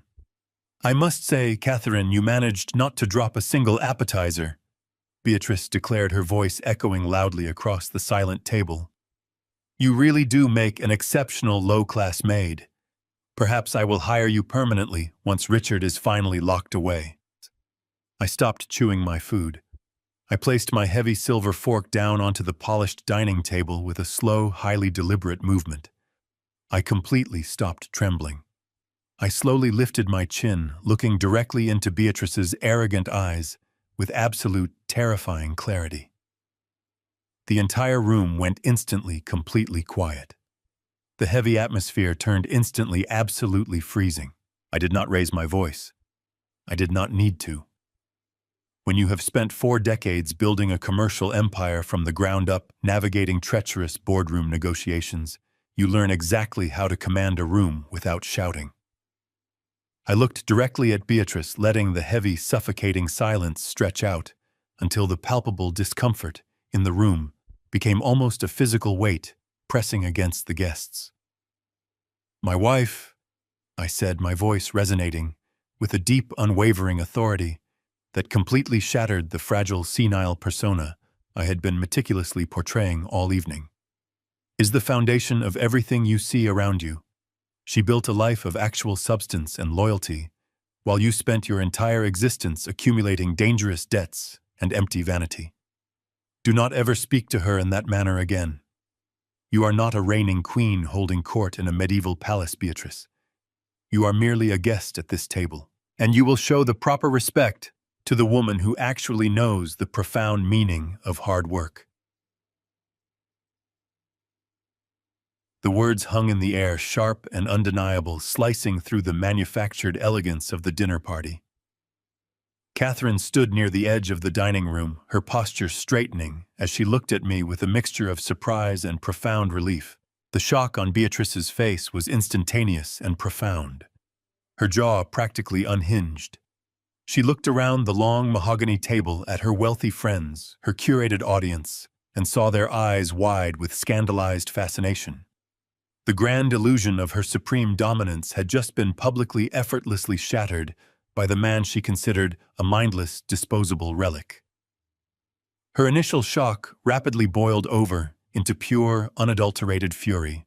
Her face twisted into a grotesque mask of ugly, aristocratic outrage. She stood up so quickly that her heavy mahogany dining chair tipped backward, crashing onto the imported Persian rug. "How dare you!" Beatrice shrieked, her voice losing all its manufactured elegance and dropping into a shrill, grating pitch that echoed painfully off the high ceilings. She grabbed her delicate crystal wine glass and hurled it violently onto the polished hardwood floor. The exquisite crystal shattered into 1,000 glittering pieces, splashing expensive vintage red wine across the pristine baseboards like a spray of fresh blood. The dark liquid seeped into the grout, leaving a permanent stain. Several guests gasped audibly, shrinking back in their plush seats, exchanging horrified, uncomfortable glances with one another. Monica let out a sharp, theatrical cry of alarm, rushing to her mother's side and wrapping a comforting arm around her trembling shoulders, glaring at me as if I had committed a physical assault. "You insolent, ungrateful old fool!" Beatrice screamed, pointing a trembling diamond-encrusted finger directly at my face, her chest heaving with dramatic indignation. "You come into my beautiful home, you eat my expensive food, and you dare to speak to me with such flagrant, unacceptable disrespect. I will not tolerate this. I absolutely will not stand for this unbelievable indignity in front of my closest, most esteemed friends." She whipped her head around to face David, her eyes blazing with an irrational, demanding fury that brooked no argument. "David, do something immediately. Handle your incredibly disrespectful father right now, or I swear I will have the private security team throw him out onto the street. He is completely out of control. He has ruined my entire beautiful evening with his insane delusions." David was already on his feet, his face flushed with a dark, dangerous shade of crimson. The cold panic that had been simmering beneath his surface all evening was now fully exposed. His meticulously crafted plan was unraveling in real time, and he was absolutely terrified of losing his grip on the carefully constructed narrative. He needed me to remain the docile, confused victim, and my sudden display of sharp, articulated defiance threatened to expose his entire criminal framework to the very people he sought to impress. He marched around the edge of the expansive dining table, closing the physical distance between us with heavy, aggressive strides. The superficial, charming facade he wore had completely vanished, replaced by desperate cruelty. He stopped just inches away from where I remained seated, towering over me in a pathetic, desperate attempt to reassert his waning dominance. He raised his hand and pointed his index finger directly at my face, his chest heaving with exertion. "What is wrong with you?" David hissed, his voice a harsh, venomous whisper meant to intimidate me back into immediate submission. "You are embarrassing Monica's mother in front of half the city's elite. You are having a severe mental episode, Dad. You are completely confused, and you are making a massive scene. You need to apologize to her right now. Do you hear me? Apologize to her this very instant, or I swear to God I am putting you in a permanent medical home tomorrow morning. You clearly cannot function in polite society anymore without causing a disaster." He was playing his final desperate card. He was weaponizing the imminent threat of the conservatorship, using the terrifying fear of institutionalization to force my total compliance. He truly thought the mere mention of a locked nursing home would break my remaining spirit, that I would immediately crumble into pathetic tears and beg for his mercy to avoid being permanently locked away from my own life. The entire formal dining room went dead silent. The hired string quartet had long since stopped playing. The professional caterers froze in the arched doorways, holding their polished silver trays perfectly still like marble statues. The wealthy guests held their collective breath, their eyes darting nervously between David's furious, flushed face and my own unwavering, icy stare. They were witnessing a brutal, intimate family execution, and no one dared to intervene or speak a single word. Catherine remained standing tall near the edge of the room, her chin held high, radiating a quiet, invincible strength that gave me all the power I needed. David, mistaking my stillness for submission, turned swiftly to the side table. He snatched the heavy black leather folder he had been carefully guarding all evening. He ripped it open with unnecessary violent force, pulling out the gold-embossed document I had drafted in my home office. It was the absolute, irrevocable surrender of my corporate authority. He grabbed the gold fountain pen I had thoughtfully provided alongside it and marched back to my velvet chair. He slammed the crisp document down onto the table directly in front of me, shoving the heavy paper so hard it crumpled slightly against my chest. He pressed the cold metal of the gold pen into my hand, his grip tight and unforgiving. The silence in the room was absolute, pregnant with the heavy weight of impending destruction. The cold air conditioning hummed faintly in the background. David leaned down, placing his face just inches from mine. His eyes were wide, desperate, and filled with a terrifying absolute greed. He spoke slowly, emphasizing every single syllable with cold, calculated menace, fully convinced that he had successfully backed me into an inescapable corner from which I could never return. "Sign this and apologize. Now." I did not flinch. I looked down at the gold fountain pen resting on the forged document. I slowly reached out and picked it up. The metal felt cool against my skin. David leaned in closer, his eyes wide with victorious anticipation, fully believing his campaign of psychological terror had broken my spirit. He thought I was finally surrendering. Instead, I gripped the ends of the pen with both hands. I applied a sharp pressure, bending the metal until the thick gold barrel snapped in half with a loud crack. A pool of black ink instantly burst from the ruptured cartridge, spilling across the desk and bleeding into the paper. I opened my hands and let the jagged pieces clatter onto the ruined document. I looked dead into my son's terrified eyes. The silence in the dining room was absolute, heavy with the suffocating weight of my sudden defiance. "You are fired," I said. The 3 words cut through the freezing air. David froze completely. The arrogant sneer on his face dissolved, replaced instantly by a mask of sheer confusion. He blinked rapidly, stepping back from the table as if I had physically struck him. He opened his mouth to speak, to launch into another pathetic tirade about my mental state, but I did not give him the opportunity to utter a single syllable. I slowly turned my head and looked toward the arched doorway leading to the foyer. I gave a deliberate nod. The heavy doors swung open with a thud. Thomas Bradley quietly walked into the dining room, his face an emotionless mask of clinical precision. He was not alone. Flanking him were two broad-shouldered individuals wearing dark suits and carrying the undeniable presence of federal agents. Their badges gleamed faintly under the crystal chandelier. The gasp from the wealthy guests was instantaneous. The manufactured elegance of Beatrice's lavish dinner party evaporated, replaced immediately by the cold reality of a federal raid. David stumbled backward, his knees hitting a chair. All the blood drained from his face, leaving him looking like a hollow ghost. He looked from Thomas to the federal agents and finally back to me, his eyes wide with inescapable horror. He realized in that exact moment that the senile old man he thought he was hunting had actually been hunting him the entire time. I placed my hands flat against the heavy oak table and pushed myself up, standing tall and steady. I ignored the walking cane entirely.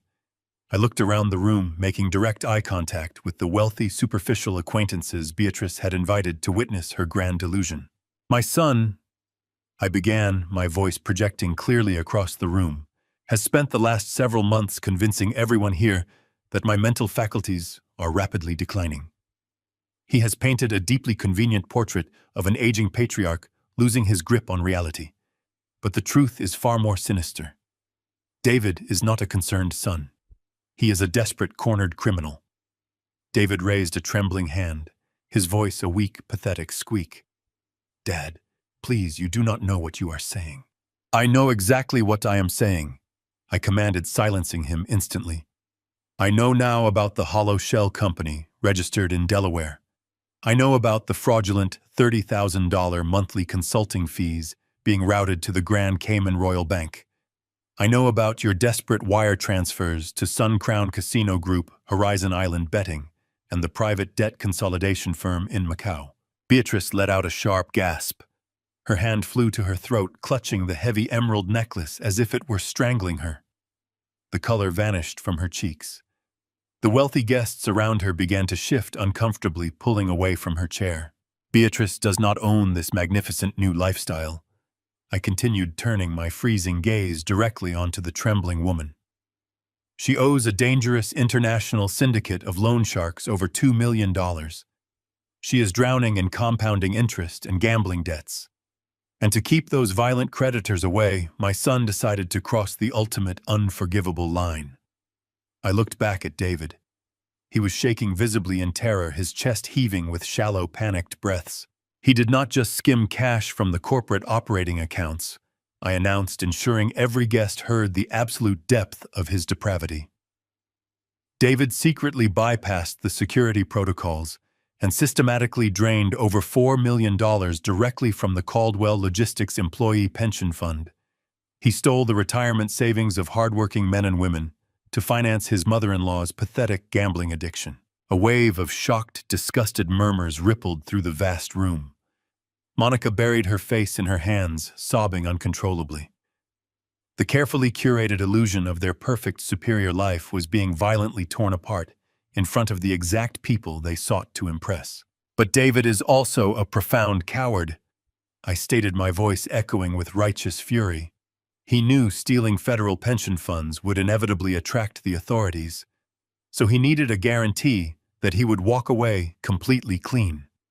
He used my digital signature to forge legally binding documents, naming me as the personal guarantor of Beatrice's massive syndicate debts. He forged executive orders authorizing the creation of the phantom subsidiaries. He intentionally built an entire criminal enterprise designed to frame his own father for a massive federal crime."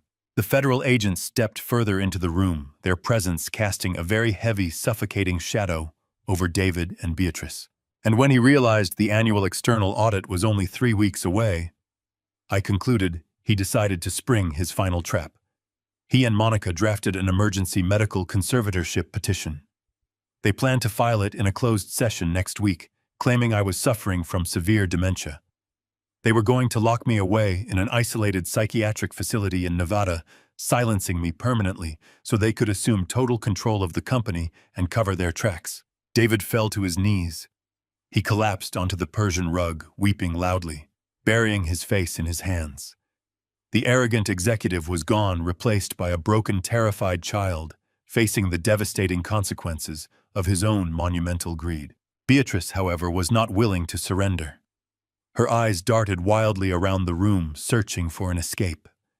She pushed her heavy chair backward and bolted toward the arched doorway leading to the grand foyer. She moved with frantic, desperate speed, her silk dress rustling loudly against the polished floor. But she did not make it far. The two federal agents moved with swift, tactical precision, stepping directly into her path and blocking the doorway completely. Beatrice slammed into them, letting out a sharp, frustrated cry before stumbling backward, realizing there was absolutely nowhere left to run. The trap was completely sealed. I reached inside the inner breast pocket of my tailored suit jacket. I slowly withdrew a thick, folded legal document, distinct from the ink-stained forgery currently ruined on the dining table. I held the crisp white paper up, letting the ambient light catch the official notary seals stamped across the bottom edge. "Oh, and one more thing about this house," I said. I unfolded the crisp white document, letting the silence stretch until it became almost unbearable. David watched the paper with terrified eyes, his chest heaving as he struggled to process the rapid destruction of his entire world. Monica stopped sobbing, her gaze fixed on the official legal seals stamped across the bottom of the page. Even Beatrice had gone completely still, her desperate attempt to flee completely thwarted by the two federal agents firmly blocking the arched doorway. When Catherine and I provided the $1.2 million for the down payment on this magnificent estate, I began, my voice perfectly level and devoid of paternal warmth. You both operated under the convenient assumption that it was a simple, unconditional gift from a loving father to his successful son. You treated it as an inheritance delivered early. You paraded around this mansion bragging to your wealthy friends about your real estate acumen, convinced my money was simply your fundamental right. I took a slow, deliberate step forward, bringing myself closer to where David remained, kneeling on the Persian rug. But I did not write a personal check, David. If you had bothered to actually read the financial disclosure forms your lawyers sent over during the closing, you would have noticed the specific origin of those funds. The capital did not come from my personal savings. It came directly from the corporate treasury of Caldwell Logistics. Legally, it was structured and recorded as a secured corporate loan tethered to your continued employment within the company. David stared up at me, his mouth opening and closing like a suffocating fish. He finally understood the fatal error he had made. Since you have actively embezzled millions of dollars from the employee pension reserves, I continued, projecting my voice so every guest could hear the finality of my words. Your employment at Caldwell Logistics is officially terminated, effective immediately. Because you are now terminated for gross financial misconduct, that corporate loan is instantly in a state of catastrophic default. I am not simply seizing your assets. I am executing an immediate, irrevocable foreclosure on this property. I dropped the heavy legal document directly onto the polished mahogany dining table, right next to the shattered pieces of my gold fountain pen. This is a formal notice of immediate eviction, I declared. You do not own this house anymore. The bank does not own this house. Caldwell Logistics owns every single brick, every piece of imported marble, and every square inch of this manicured lawn. You have exactly 24 hours to pack whatever belongings you can carry and vacate the premises completely. If you are still inside by tomorrow evening, I will have the private security team physically drag you out onto the street. Monica let out a sharp, piercing shriek. She spun around to face David, her hands curling into tight fists. The illusion of their perfect marriage shattered just as quickly as their financial security. "You promised me we were safe!" Monica screamed, her face twisting into a mask of pure rage. "You swore to me that your father was too stupid to figure out the transfers. You told me the pension money was untraceable. You ruined everything. You completely ruined my entire life." Before David could formulate a pathetic excuse, Monica raised her hand and struck him across the face. The slap echoed through the silent dining room like a gunshot. David recoiled, pressing a trembling hand to his reddening cheek, but Monica was not finished. She stood over him, her voice dripping with venom. "I am filing for divorce the second I leave this house." She spat, her tone entirely devoid of residual affection. "I am not going to federal prison because you were incompetent. You are completely on your own, David. Do not ever speak to me again."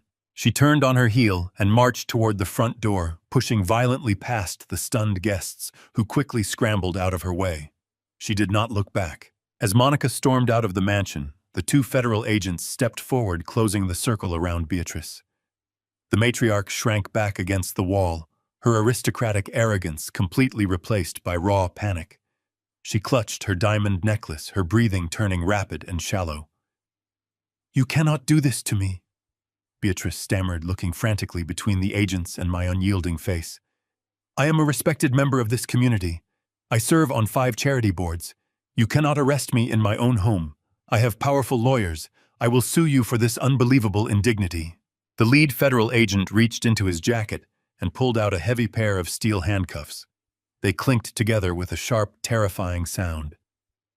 "Beatrice Kensington," the agent said, his voice deep and authoritative.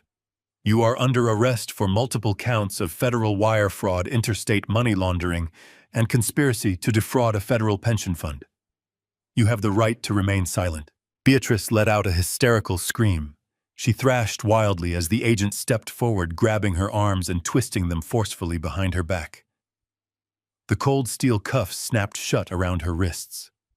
She kicked her designer shoes against the floor, weeping loudly and begging her wealthy friends for help, but the guests simply stared at her in horrified silence.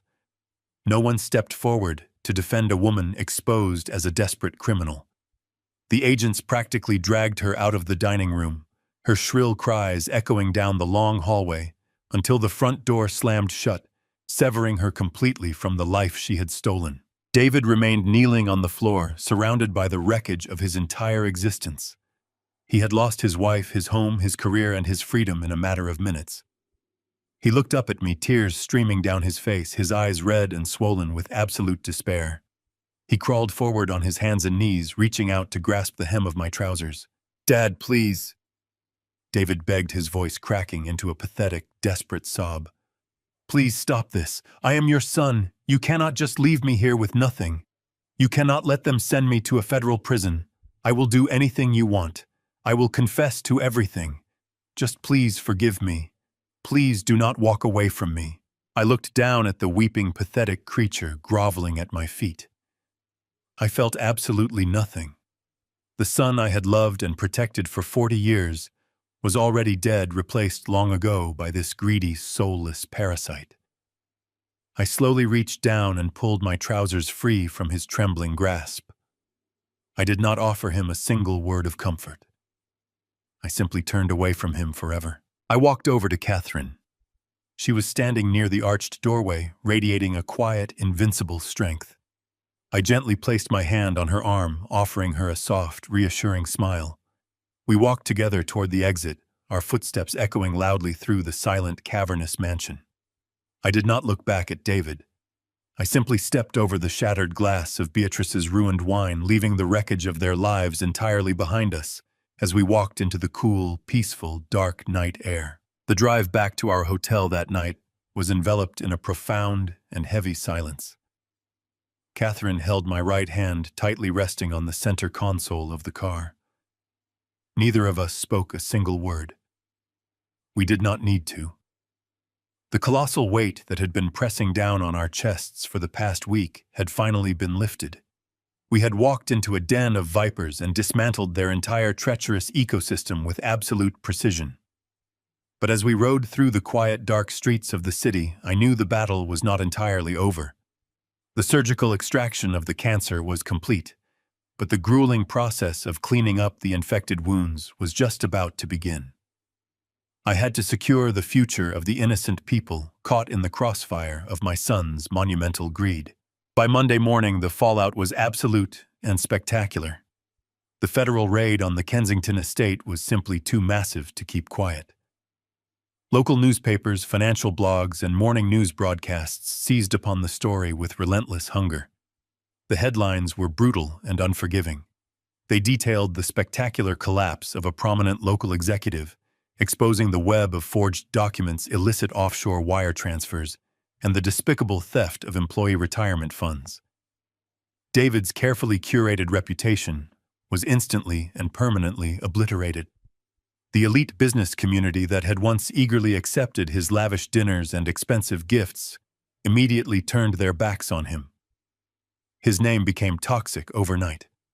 Corporate partners canceled pending contracts, former friends stopped answering his frantic phone calls, and his prestigious country club quietly revoked his membership by the end of the day.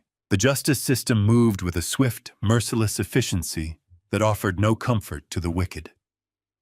Beatrice faced her initial arraignment hearing on Tuesday afternoon. She stood before a federal judge wearing a drab-issued uniform, a stark contrast to the heavy silks and imported emeralds she had flaunted just days earlier.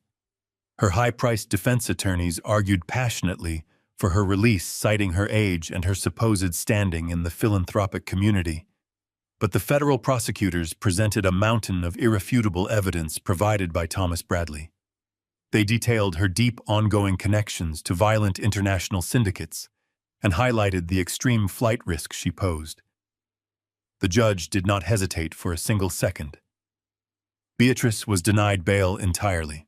She was remanded to federal custody, forced to sit in a cold, concrete cell to await a trial that would inevitably strip away the remaining years of her life.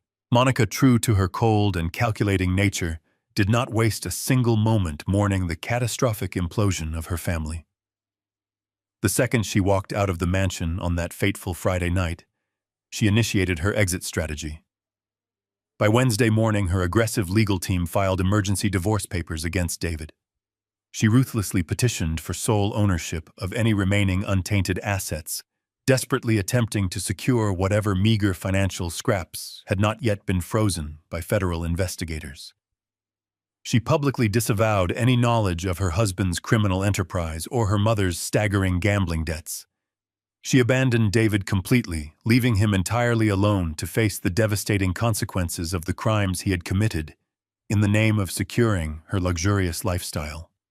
They had built their marriage on a foundation of mutual greed, and when the money evaporated, their loyalty vanished instantly into the thin air. While my former family tore themselves apart in the public eye, I directed my entire focus toward the innocent victims of this disaster. I returned to the primary headquarters of Caldwell Logistics on Thursday morning. The atmosphere in the building was thick with palpable fear and uncertainty. The employees had seen the news reports. They knew their pension funds had been raided. They looked at me with wide, terrified eyes, wondering if their decades of hard work had simply vanished into the pockets of offshore criminals. I called an emergency meeting in the main warehouse, gathering every single worker, manager, and administrative assistant on the payroll. I stood before them on a wooden shipping pallet, looking out at the sea of anxious faces. I did not offer them corporate platitudes or hollow promises. I spoke to them with absolute, transparent honesty. I confirmed the horrifying truth that my son had systematically embezzled over $4 million from their dedicated retirement reserves. A collective gasp rippled through the crowd, followed by a heavy, despairing silence. Then I told them the rest of the story. I explained that I had personally liquidated my massive private stock portfolios and transferred the company's primary mortgage lien directly into my secure personal trust. I looked directly at the men and women who had dedicated their lives to building my company. I told them that their futures were not tied to the failures of my son.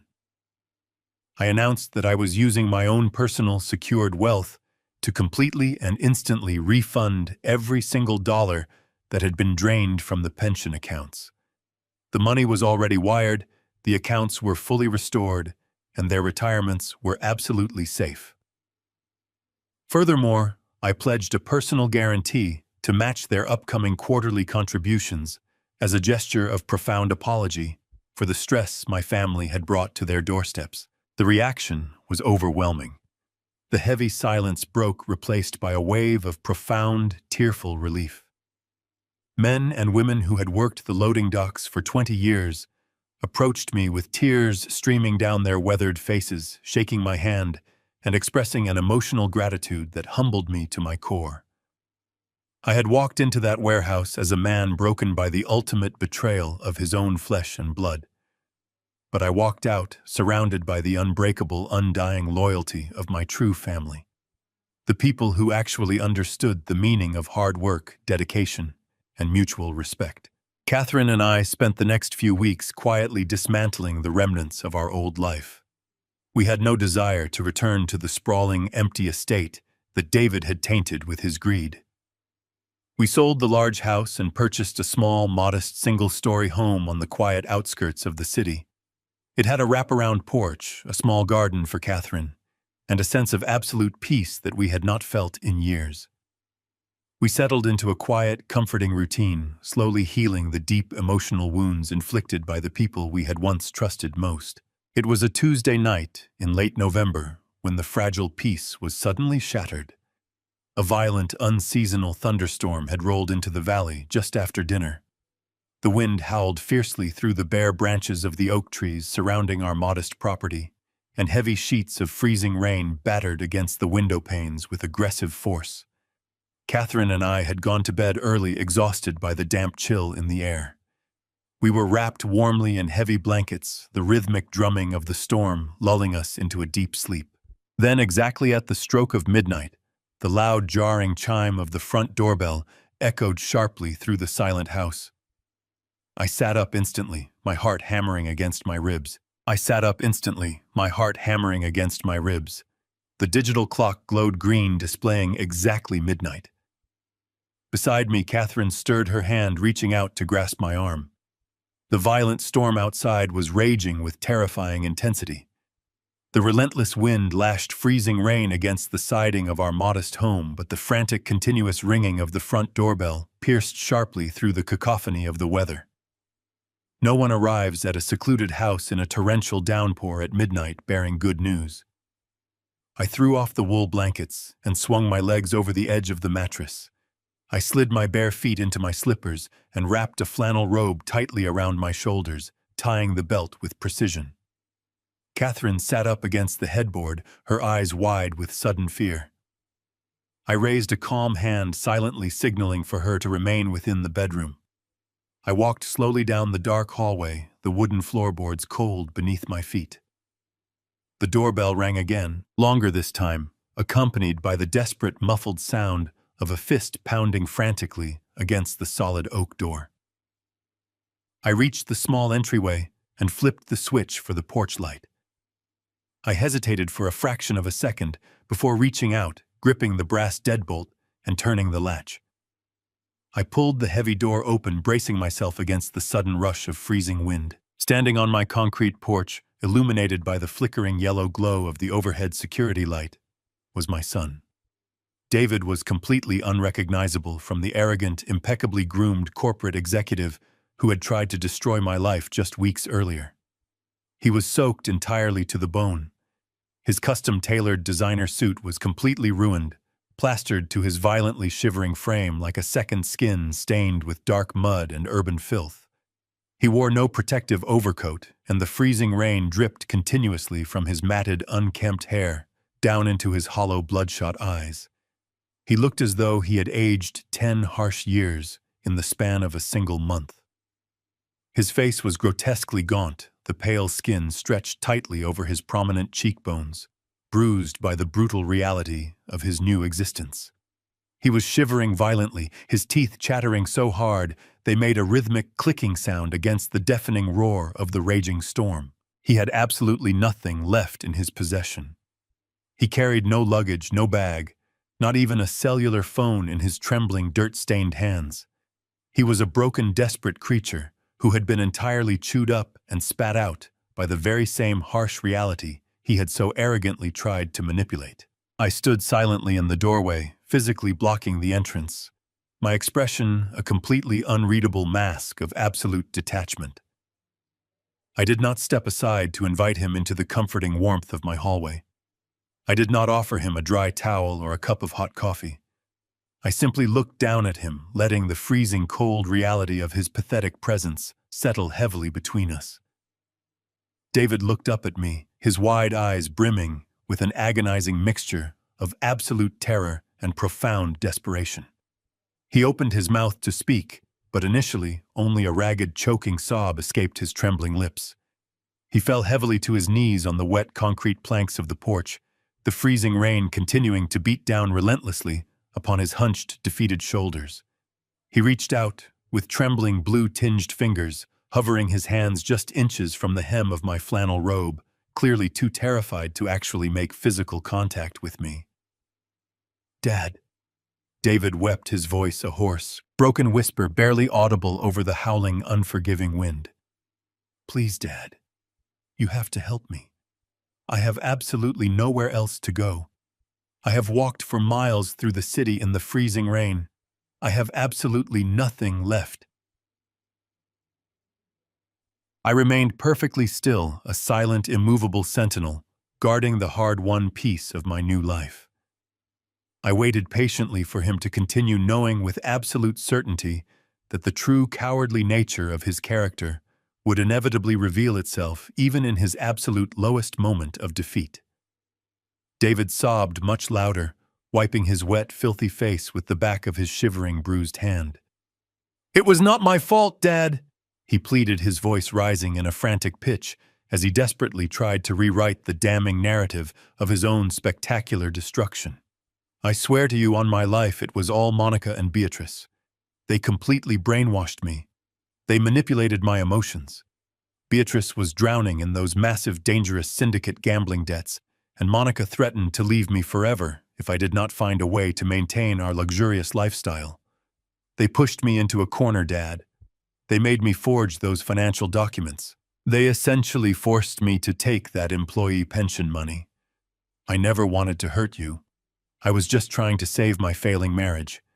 I was terrified of losing everything I had built, and they completely poisoned my mind against you. They convinced me you were losing your memory.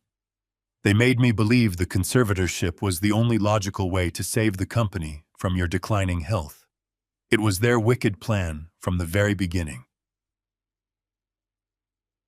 His frantic words were a cowardly attempt to deflect the undeniable weight of his criminal guilt. Even now, destroyed and kneeling in the freezing mud like a stray animal, he could not accept unconditional responsibility for his own breathtaking greed. He was still the exact same arrogant man who had planned to lock his own father away in a sterile, isolated psychiatric ward. He looked up at me again, his swollen eyes silently begging for a shred of the paternal weakness he had ruthlessly exploited for decades. "Monica took everything from me, Dad." David continued, his voice cracking with sickening self-pity. "Her ruthless divorce lawyers froze all my personal offshore accounts. The federal prosecutors have permanently seized whatever remaining assets I had left. My so-called prestigious friends will not even answer my desperate phone calls anymore. I am sleeping on the dangerous streets of this city. I am freezing cold, and I am so unbelievably hungry. Please, Dad. I am your only son. I am your own flesh and blood. You cannot just leave me out here to die in the freezing storm. I am not asking to come inside the warm house. I am not asking for a soft bedroom or a hot home-cooked meal. I just need a dry, safe place to lie down for a few hours. Please, Dad. Just let me sleep in the garage. Let me curl up in the corner on the cold concrete floor, just for tonight, so I do not freeze to death in this awful storm. I will leave first thing tomorrow morning, before the sun even comes up. I swear to you that you will never even know I am there. Please, I am begging you on my hands and knees for a second chance." I looked down at my shivering, weeping son. The ultimate agonizing test of my remaining resolve. I stared into the bloodshot eyes of the man kneeling on my wet concrete porch. The freezing rain continued to wash over him in heavy, relentless sheets, flattening his ruined, expensive hair against his skull. The cold wind howled around us, rattling the porch light, but the chill inside my chest was far more profound. This was the boy I had joyfully carried on my shoulders through summer parks. This was the young man I had proudly guided through his first tentative steps in the corporate world handing him every possible advantage. But the weeping, desperate shell shivering before me now held absolutely no resemblance to a son. He was merely a predator stripped of its dangerous fangs, begging for sanctuary from the very storm he had intentionally, meticulously created. I leaned forward slightly, ensuring my voice would pierce through the deafening roar of the midnight tempest. I did not yell. I spoke with a quiet, devastating, absolute certainty that carried the heavy finality of a judge delivering a permanent, irrevocable sentence. I gave you an empire. I said, my words dropping like heavy stones onto the wet porch. I handed you a legacy of honor, a life of unimaginable privilege, and an open door to everything I had built with my bare hands. And in return, you tried to put me in a cage.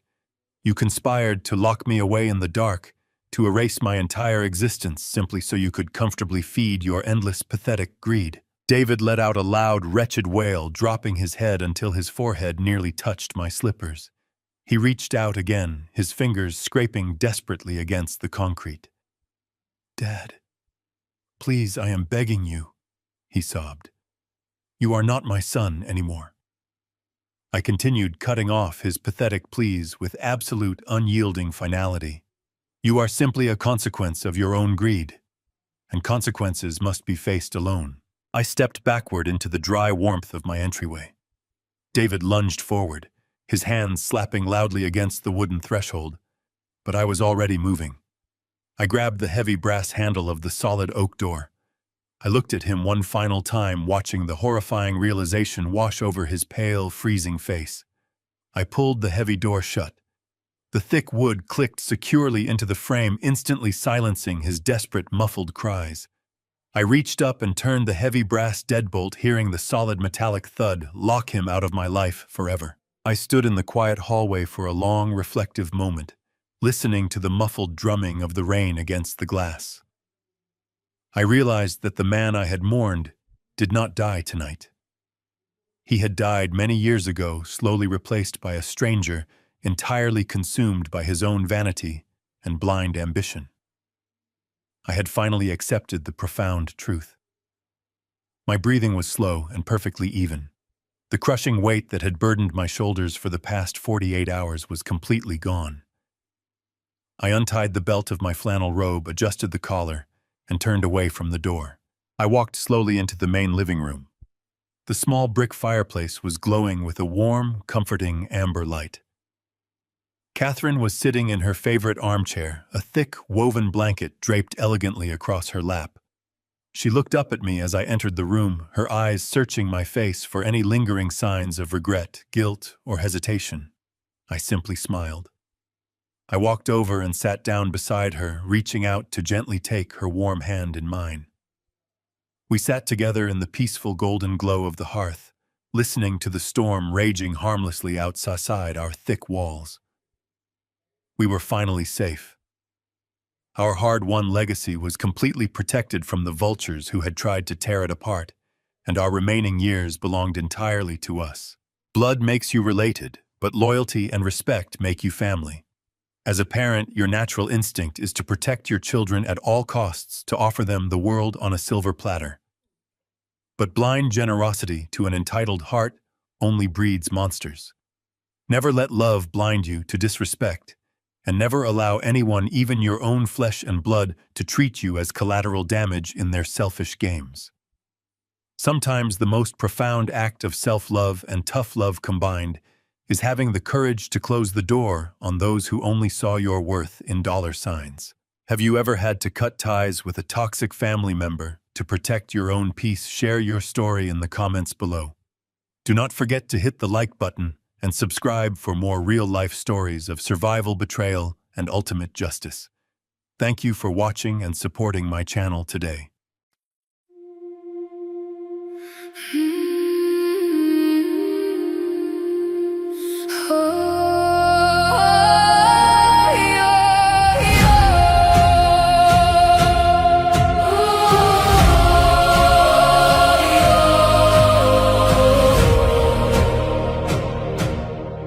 I used to ride upon your shoulders, thinking you could touch the sky.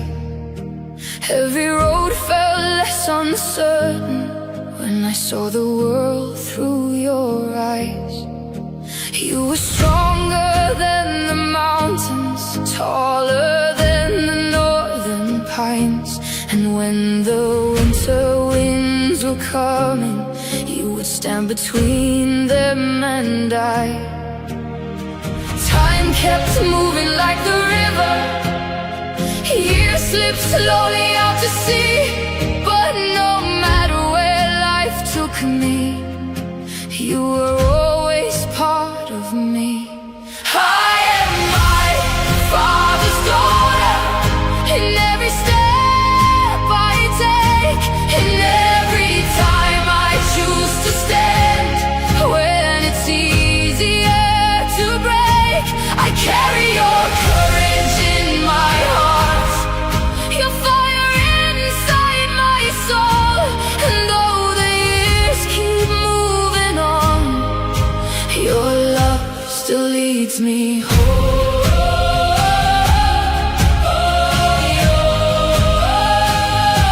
You taught me strength is not in power, but in kindness when it's hard. You taught me how to keep on going when the road grows cold and dark. Every lesson, every story, every laugh around the flame lies within me like an echo, calling softly through my name. And when I face my greatest battles, when I feel I can't go on, I can hear your voice beside me saying, child, you're stronger than you know.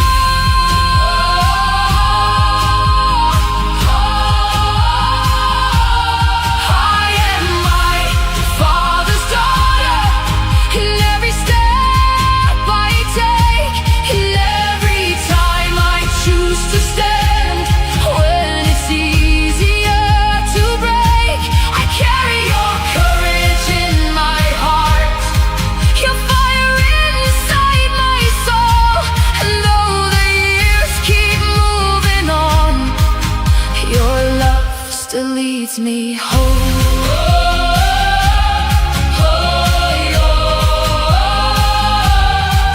One day the snow will cover footprints, one day the fire will burn low. But the things a father gives his daughter are the things that never go. Not the gold or not the stories, not the battles that he won, but the quiet way he loved her and the woman she becomes. I am my Father's daughter, and I always will remain. Through every triumph, every loss, through every joy and every pain, the world may change around me, the stars may fade above, but I will always carry with me my Father's endless love. And when they ask me who I am, I'll smile and answer softly.